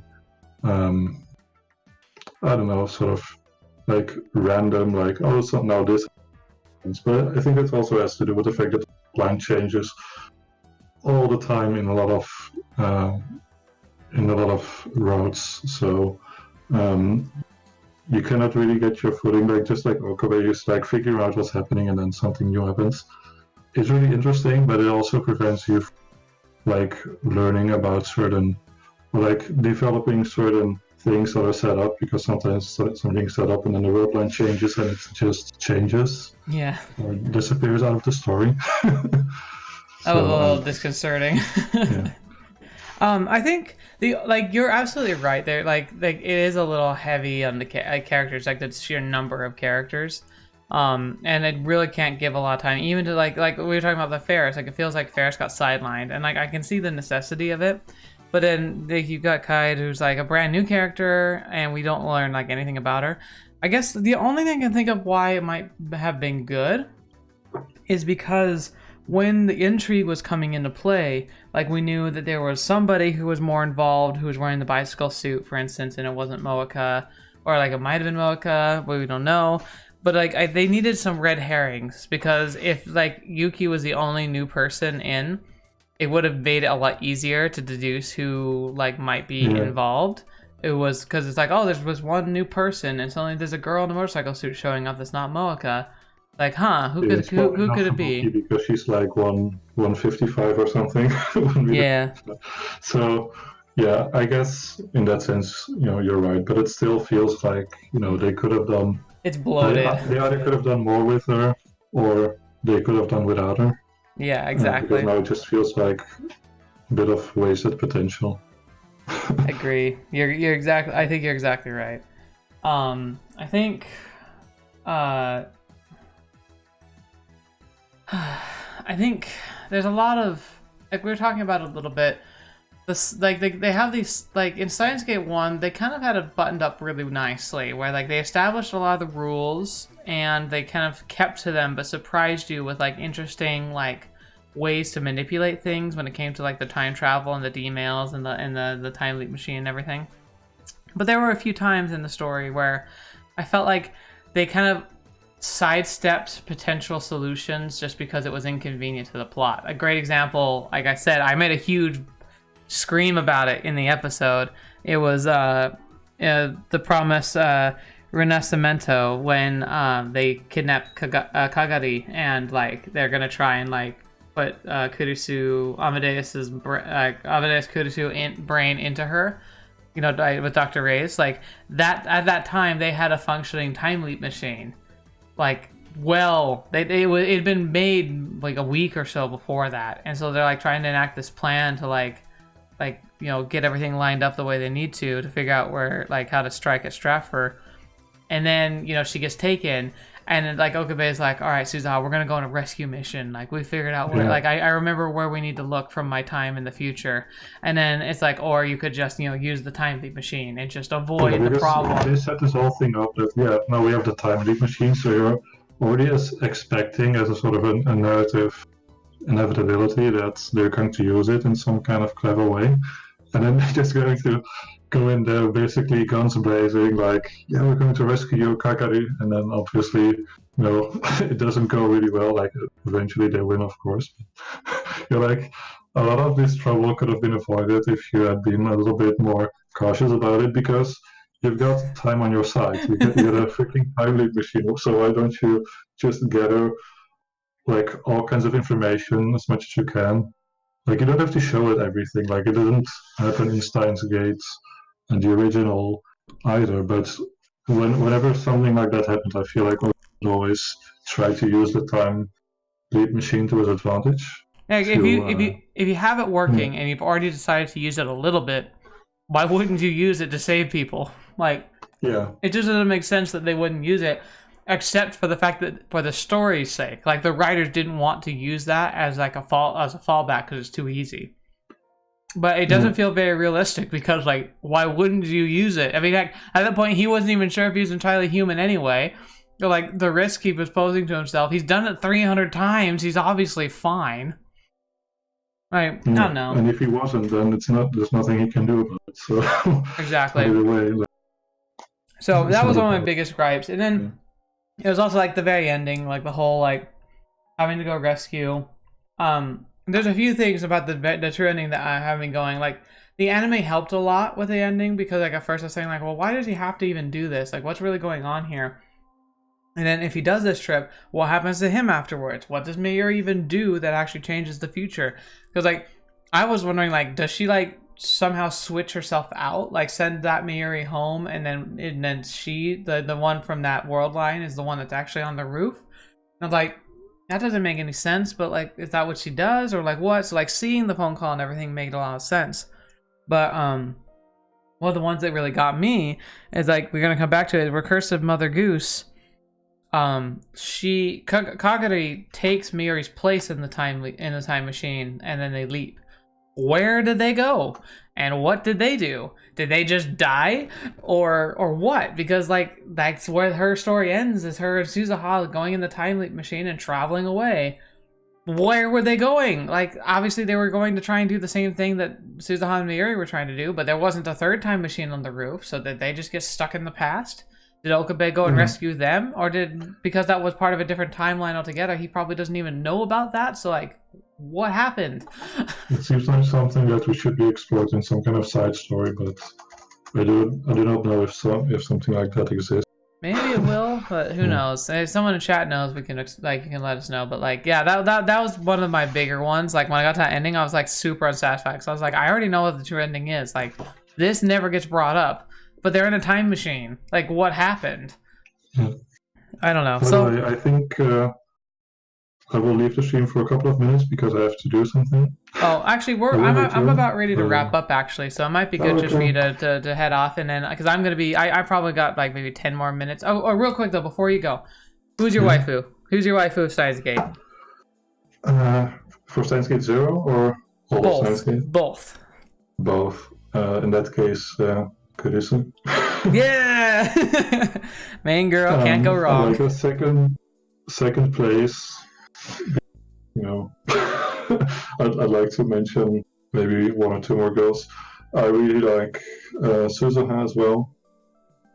Mainly Alpha Suzuha, because she's a bit more like carefree and relaxed. Beta Suzuha is very, very serious. Yeah. And Maho. Those are probably like my top 3. But I like basically everyone. Like, you know, your favorite is Ferris, and I can complete, or like, you know, maybe next to Kurisu, and I can completely understand that. She's absolutely great. Yeah, it's hard to really compete with her. So I almost think for Steins Gate I typically say like Kurisu's a given. Who's your next pick? So I'm glad you gave us your second opinions, because like it's really hard not to love Kurisu. I mean, it's hard not to love her. But thank you, Thomas. It's been wonderful having you here. I appreciate you joining up with me. Is there anything you'd like to say before you go? Like let people know, maybe do you have any projects you want to highlight, or specifically, or anything you just want to say about like what this experience was like, or anything? No, nothing in particular, just I really enjoyed it.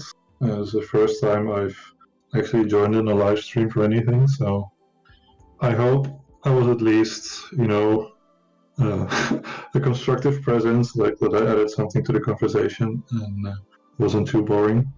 Oh, I think you did. I think you did. I'm really great. I really enjoyed having you here at the very least, and that's really all that matters. But like, I think everyone else was enjoying your comments as well. So thank you so much for being here. It makes me really happy. Okay. Well, in that case, I'm sure I'll talk to you guys later, That's either good. you know, in YouTube videos, in comments, or on Discord. So take care and see you later. Bye. Have a good night. Bye. All right, so thank you again, Thomas. It was wonderful having him here. Yeah, so we're going to Freezorg, like while we were talking, so you're saying, so Freezorg, like anyone else who wants to throw in waifu scales, like I'll call them out. So you're saying waifus, number 1, Kurisu, number 2, Maho, number 3, let's get in. Oh, let's get in, that gorgeous child boy. I don't know, man. You think you'll have to become a shrine maiden in order for him to really take interest in you, sadly. Alpha Worldline Suzuha is such a sweetheart. Yeah, like she never was like a top tier person, but like I definitely think Alpha Worldline Suzuha, she's a lot more willing to have fun and indulge. Beta Worldline Suzuha have been way too scarred by like war, and so she was really uptight. She was really sweet though. Like in Alpha World 9, Suzuha didn't really change or grow. She just was Suzuha. Like she had a few moments, when she was like torn about trying to meet her dad or not. But ultimately she was herself. But Suzuha in Beta Worldling, I feel like we got to see a lot more character growth from her, which was really, really nice.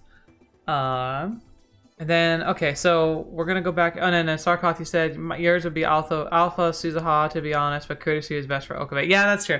Kurisu, like, it's hard not to really like her because she's cute, she's really smart, and she's just a goofball. We get to see so much of her, and like watching, like getting to see like how she is, and then seeing her like open up is really, really like, it's hard not to kind of fall for that a little bit. But it is, like, if anything, it's also cliche. Like, everyone likes Kurisu, so it's like, again, I almost disqualify her a little bit just because it's like, well, most of us are going to agree, but it's cool to see people who openly are like, well, Kurisu maybe not for me, but absolutely, like, it's unfortunate because, like, I do feel for Mayuri. Like, I think Mayuri is a wonderful character, but I don't think she's as good for Okabe as Kurisu was. So, like, she's good as a friend for him, but not as a romance, in my opinion. So I agree with that. And then waifus for me, like reassessing my waifu list. So Kurisu probably still takes the lead, but it's hard to it's easier to shift her down now because she was so much not a part of this story, and so it kind of like let the others shine a little bit. But I think Ferris still takes that list for me. I said it before, like she just does such an impact for me in the first game, and she had such sweet moments in this game when she finally had chances to talk. I really enjoyed her, and I still think she's my top character from Steins Gate ultimately. But then Maho was a pretty close second, just because I don't know. I liked Maho in a lot of ways. As a character, I liked Maho more than Kurisu because Maho was a lot more approachable. She had a lot more similar thoughts to me. I've always been. I don't want to sound bragging or anything because I'm not really all that smart, but I never struggled in school. And kind of like her, like she was obviously a genius. I'm not a genius, but she talked about the sentiment about how like going through school and even through college was kind of a breeze. Didn't really take a whole lot of effort for her, and then she got this job, and then immediately met Kurisu, who just left her in the dust, and that was like the first time she really experienced that feeling. I am similar to that. Like I've always found it easy to go to school, always easy to learn, always easy to keep myself focused on stuff. And then, but as I've gotten older, I've come to realize I'm not actually all that smart compared to other people.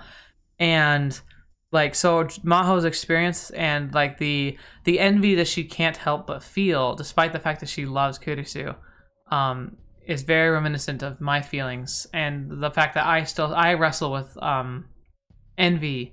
A lot of times, like I see people who are more successful than me, who are more articulate than me, who are more intelligent than me, and I find it can be a struggle to like feel like I can move past that sometimes, and it's hard. And so I found her so relatable and so adorable that it was like I'm going to really enjoy that. Let's see. Okay, so Adam, you're still going for the love story one. Okay. You're really pitching hard, man. But I appreciate it. It's still nice. It's nice having you here at all anyway, honestly. So thank you for being here. And then best boys, Lukako. He shines in this game. Oh my goodness. Like his story is one of the hardest ones in the first Steins Gate because of how drastic the changes are and how strongly he/she wished for the change that the email had, but he also was one of the most willing to like go back, and he's always such a humble person. In every timeline, it's like hard not to like want to have unconditional empathy and feelings of friendship and devotion to someone like Lukako, and to see him be so awesome in the future, but then also to have his death scene was really, really hard. So it really impressed me, and Lukako's character really kind of shown in this series. And so it's funny because like the picture's up here right now. So even though Lukako was still kind of a minor character, I really think that we got to see a lot of Lukako, and so best boy. I think it did a good job of that. Let's see. Freezorg. I like how she was this time to Kurisu and how she's so similar, so different. They really did a good job making her a shining star. Yes, Maho really was a shining star. She was her own character, and like while she definitely has kind of the tropey lolly feel, at the same time she doesn't come across to that. And I like how she resents it so much. Like she just looks really young. Doesn't happen often, but it happens enough to make it kind of believable. But I also like how she, I don't know, like I like how we really got to see her wrestle with like the enormity of the things that were going on. Like it kind of felt like Kurisu took the time leaping and stuff in stride. Like she kind of just accepted it and was like, all right, well now what do we do? But Maho, she had to like think about it. She'd spend days contemplating like the meaning of things and deciding for herself what to do. I also love how she was able to recreate the time loop machine with just a little bit of guidance, and she even improved upon it. I like how like she wanted to send Okabe back with that message. She's like, hey, you see Kurisu again, tell her I made it better. And then like I said, Twin Automata, like that ending was my favorite. I really like to see Maho stand on her own feet, because it felt like in a lot of the other ones she ended up getting kind of helped or rescued if she was in trouble. But and she was in there as well because she has no like military experience of any kind, but she was still willing to like point the gun and like do the hard thing, and when a push came to shove, like she had to be forced to activate the Kurisu like thing. She was willing to die in order to let Kurisu Amadeus live, and that was a lot. I thought that was really cool, and so it was really sad. It was really sad that like it ended up being taken out of her hands at that ending. It was really sucked. Sarkoth, you say you like how Maho is clueless around Kiyoma. She's like, what is this guy doing? Like, yeah, absolutely. Like, of all the people, she doesn't just end up accepting it. Because even like in the future, when he's like doing that video to himself in the past, she's just like, is this a good idea? Isn't he's gonna be embarrassed in the past? It's like, no, he was. And I love how, but I also love how Daru, like, he's like, oh, he was even more amazing back then. Like, it shifts from him being weird to being amazing, which is how we felt too. That was one of my favorite transitions, because like Hyonin Kiyoma in the first game, he made me cringe so hard throughout almost the entire game, right? And like it was meant to do that, but like man, it cringed and cringed and cringed. And then in Steins Gate Zero, when Hyonin Kiyoma comes back, it's like, well, it's like you're welcoming an old friend again. It's like I didn't realize how much I missed you. Like we all knew like he needed to like kind of claim his old self because the new Okabe was really, really like beaten down, and we didn't like that. But when Hyonin Kiyoma finally did return, it was so amazing, and it's so cool to have that flip around, even for me and my perspective as the viewer, the reader. So brilliantly done. So yeah, I think we've really covered all the characters. I don't think there's that much else I want to say, because like we've talked about the endings and my impressions. I've given my favorite and least favorite. We've talked about like the confusion of the ending, but how it was clarified by the anime and it's really become passable for me in that regard. Like I'm pretty happy with it. So I think we're pretty much done. It was wonderful having Thomas here. He sadly he wanted to participate in the Katawa Sojo rap, but he was unable to do so. So I'm really glad we got to have him in for this one.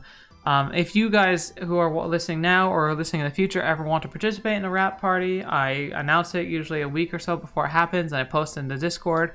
All you need to do is let me know. Typically we have one person on, but we've had times where we've done multiple. I think with Love Alternative, we had like 5 people who joined in. And I want to keep working with you guys as a community because you're awesome. Thank you for your participation in the Discord. The posts in Discord fluctuate up and down, but I love the memes you post. I love the comments you leave. I like the added context that you share with me, and you've been so good about avoiding spoilers. So I really am grateful for those of you who have participated in Discord and been so awesome in that regard. You guys are the bomb. I'm really lucky to have such an awesome community that surrounds me. We're a small community as far as YouTube channels go, but man, we've seen a lot of growth, and the growth is staying fairly consistent. So there's a lot of hope that the community is going to continue to expand. I'm looking to do a lot more collaborations. I've got some ideas in mind. I also recently had a channel split, so like we're not going to be having some mixed signals between the 2 major like influence points on my channel. So that's been a really big change, but I'm excited to enact that in this year. It's going to keep me real busy, but I'm really excited to do it. But yeah, so Sarkoth, you are saying, there's one thing I wanted to mention about why I like Zero so much. It does a good job of discussing and dealing with depression. Ooh, very good point. I could definitely relate to Okabe trying to push his troubles to the back of his mind, but being unable to do so as the world kind of crumbled around him. Yeah, this is one of those things I think it does a good job of. There's another book that I always recommend. It's The Way of Kings by Brandon Sanderson. It's a novel, fantastic. It's one of the best books I've ever read, and it handles depression really, really well too. It handles mental illness in general, like that whole series. Mental illness is a thread in that, where people are various mental health are dealing with their issues and trying to figure it out. And he does a great job of being relatable and like approachable, because if you've ever felt those feelings, even in small amounts or large amounts, stories like Steins Gate Zero or Way of Kings really hit home on helping you really see things and for me it helps me feel like, you know what, I've had those times and those types of feelings before, and it's nice to know that I'm not the only one, because it can be hard when people are always like, when people say like, oh yeah, you're doing okay, I know how you feel, I know what you're going through. It's like, well, yeah, well, sure, you know what I'm going through, but for some reason when you read it in a book and you get to hear the thoughts of a character, it's like, wow, this character really is like me, and then you realize the author really seems to understand what it's like to be me, and that's really cool. So yeah, highly recommend that book if you like the idea of a really good story where characters go through real emotions and fanciful like storytelling. Brandon Sanderson does a great job, and Way of Kings is the number one I'd recommend for that. But yeah, Okabe, I don't blame him at all. Like, everything he goes through makes sense. It doesn't feel like super abrupt. It doesn't feel like he's just being whiny. It feels like there's a legitimate reason for everything he's going through, and I am so glad they covered it so well. Ultimately, I think the music of Steins Gate Zero was super on point. Steins Gate Original had a fantastic score. I still listen to it all the time. But I think Zero blew it out of the water in a lot of ways, especially the ending, the end of the true ending credits sequence with the music there. I actually listen to that soundtrack, that track of music all the time, because it's just so good and encapsulates the feeling of the story so much. I actually am also using it as inspiration for some upcoming, like I run a D&D campaign with some of my high school and college friends on Friday nights, and I have been doing the longest campaign I've ever run. Like, I've been cursed where like I tend to be the dungeon master, which is the person who tells the story, and up till like last summer, we usually would do 4 or 5 sessions at most, and then it would just fizzle out and never go anywhere.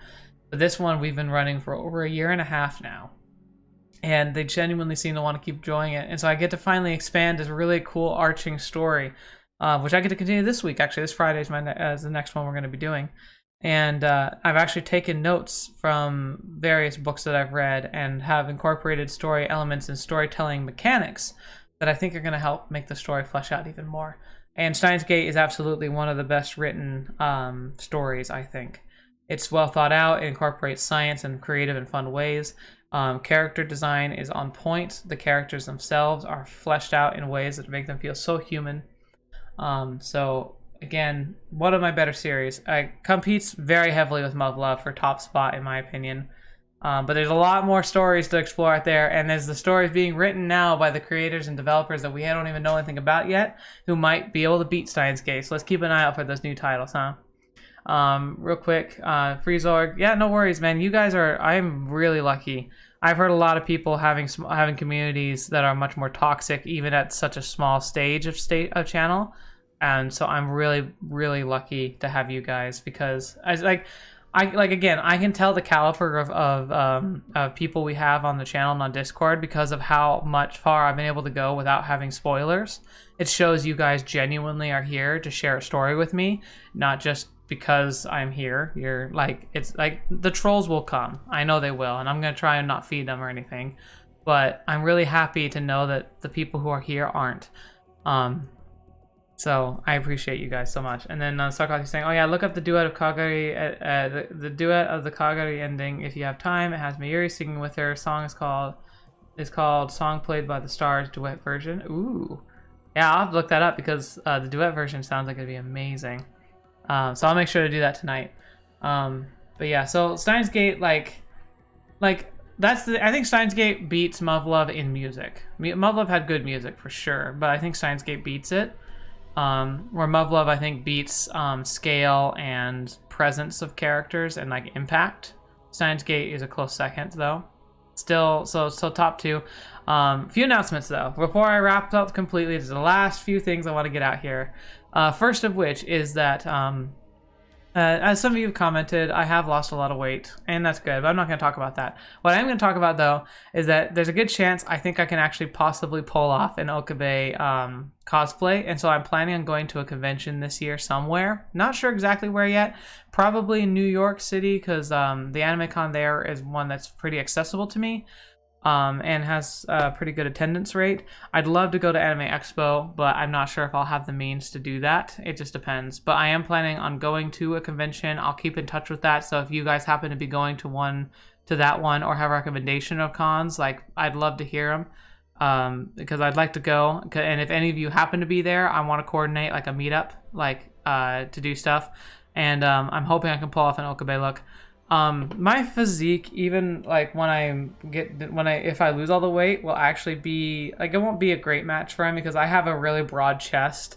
So even though I don't have muscle at all, like I can look like I have like a T-shaped torso where Okabe is very much twig-like, but I think I can still pull it off enough that I think it'll be really fun. And I'm gonna practice doing his laugh and his poses. It'll be my first true cosplay, but I'm gonna make sure to post pictures on the Discord channel because I want to get more into cosplay, and so it'd be fun. And I'm gonna see too, like there might be a few friends I'm gonna try and do group cosplay with, and maybe get some more lab membs in there, but we'll see about that. Oh no, Pat Kilo, yeah, you popped in just in time for the finish. You'll have to watch the backlog, man, but thanks for coming in anyway. Let's see, and then so as I said, if you guys didn't see my rap video from the last time, we are starting a new series on Wednesday, but it's going to feel very familiar because we're going to be doing Steins Gate Linear Bounded Phenogram, because we were talking a lot about side stories in this whole thing. Yes, we're going to explore a lot of the side stories. Now, interesting thing I didn't realize until today, I guess Linear Bounded Phenogram came out between Steins Gate and Steins Gate 0, so it should be interesting to see like what they cover, and it's going to be obviously emphasizing a lot of Steins Gate 1, which is another reason why I think it's good that we're going to do it now while all Steins Gate stuff is still fresh in my mind. Oh, start pounding the cake. Wait, you want to wait abort? Start pounding cake for the Dario cosplay. Sorry, man. I was thinking like I was planning on doing a Dario cosplay this year, but then I lost all the weight, so I shifted gears. I was totally gonna do a Dario cosplay though.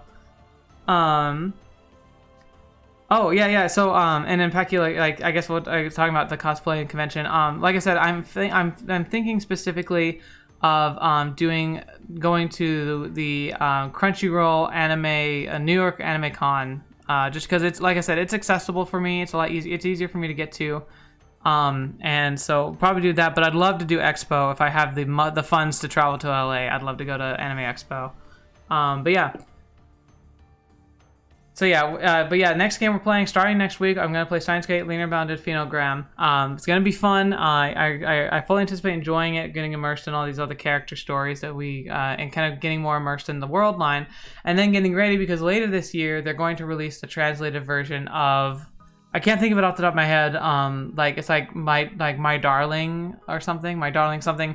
It's the like what if happy universe where Okabe didn't have to try and save the world and people's lives didn't have to get totally screwed over by D-mails, and so he just kind of like gets to spend lovely time with everybody and he gets to choose to date one of the characters.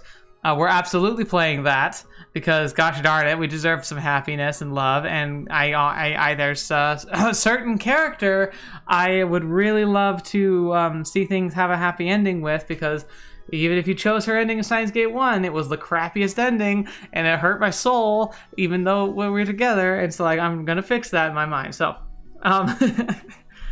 Phenogram's interesting because each route from a different character's perspective. Mocha's route was my favorite, really fleshed out the character for me. Yeah, I'm really excited to see Mocha now, because like, Mocha is really... The Darling game's already out? Is it? Yeah, like, oh wow, is it? But isn't it like I thought it was not translated yet or something. Like there was some kind of ad about it. Like it's out. Like I know it's been out, but I thought it was just the Japanese version. Maybe I'm super wrong about that. Let me see. I'm looking it up. Oh, Fetch it is. What the heck? Why do they release these things like on me? Fetch. Okay, maybe we'll just jump right into that after this one too. I'll have to think about that. I was so wrong. All right, thank you for Sarkoth, man. All right. Well, I'll now have to reassess everything I thought I was going to do for the next year and then the order I was going to do it. So we will see.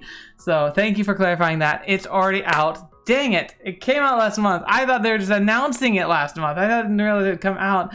Again, if you want to know why that happens, it's because I try so hard to avoid spoilers. I really try not to look up anything about any subject, like any not visual novel I know I'm going to play, because I know it's so easy to get, especially when something's been out for a while.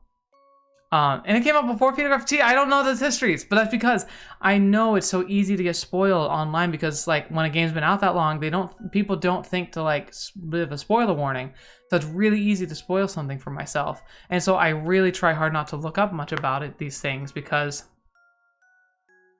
original, Darling, and Pheno, and then Zero. Fetch. Yeah, well, it's already out of order now. So we're going to still do Pheno and then Darling maybe after that. But yeah, so thank you. Thank you. I feel like an idiot, but I don't feel too bad because, like I said, I've got a justification. I avoid spoilers by doing this. And so while I definitely make mistakes and sound stupid, I feel like in the end, I get the greater prize of going into these things truly blind. So I'll think about that, but we're starting Phenograph next Wednesday, so keep an eye out for that. But otherwise, thank you guys so much for being here. If you have more comments after this, feel free to drop it in the Discord. Tonight, I'm doing something like this always makes me kind of tired, so I'm probably not gonna be answering to you right away, but I'll get to it tomorrow, and then, you know, of course, this will be posted as well. You can leave comments on it in the playlist if you have other thoughts you want to share there. But again, thank you guys for being here for me. It really means a lot that you are so supportive and like sharing these journeys. There's a, I don't know. There's definitely a high precedent for what I do being kind of difficult because, you know, I do share and spoil a lot of the story with people. So it's hard for me to like, sometimes I sometimes wonder if like my channel is something that's really good.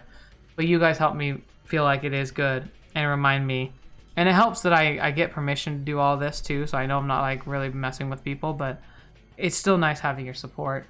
And thank you, Sarkov, for clarifying that going out of order is fine. Like, yeah, I didn't think they were connected, which is why it was fine. So that's good. But overall, you guys are awesome, so thank you. And I look forward to doing this for a long time yet, so don't go anywhere, because I am planning on making content like this for myself for fun for years, if I can. I'm going to be an old fart, you know, by the time I stop doing visual novels online, I'm guessing, unless something dramatic happens. There's a good chance this year is going to have some changes. I don't know exactly what, but I'll keep you guys up to date.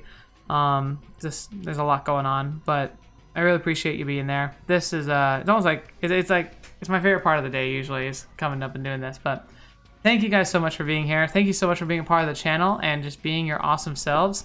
I'm going to end by playing the outro again, like the intro to the anime, just because I think it's a cool music and it's a good way to end the stream.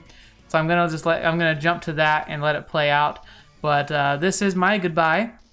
So for those of you listening to this live, thank you for showing up and spending your time here. I know it's not easy for some of you, so I appreciate you taking that time. Thanks again for Thomas for jumping in and being a foil and a counterpart, answering questions and kind of giving his thoughts too, giving me more context.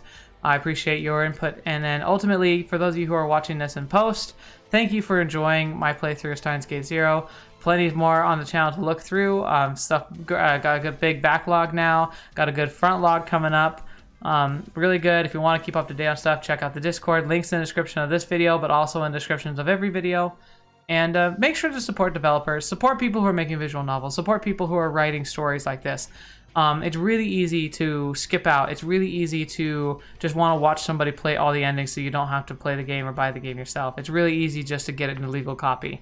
But remember, if we want more games like this, we need to show them that it's worth putting the time and effort into it. We need to help the developers recognize that they're doing good work by supporting them. So please, please, please support your developers, support the creators of Steins Gate, support the creators of all the games we play, and the creators of games who are currently being made, because you never know when the next Steins Gate's going to come around. So thank you for everything, And until the next video you're watching me, or whatever to see me in next, I'll see you there.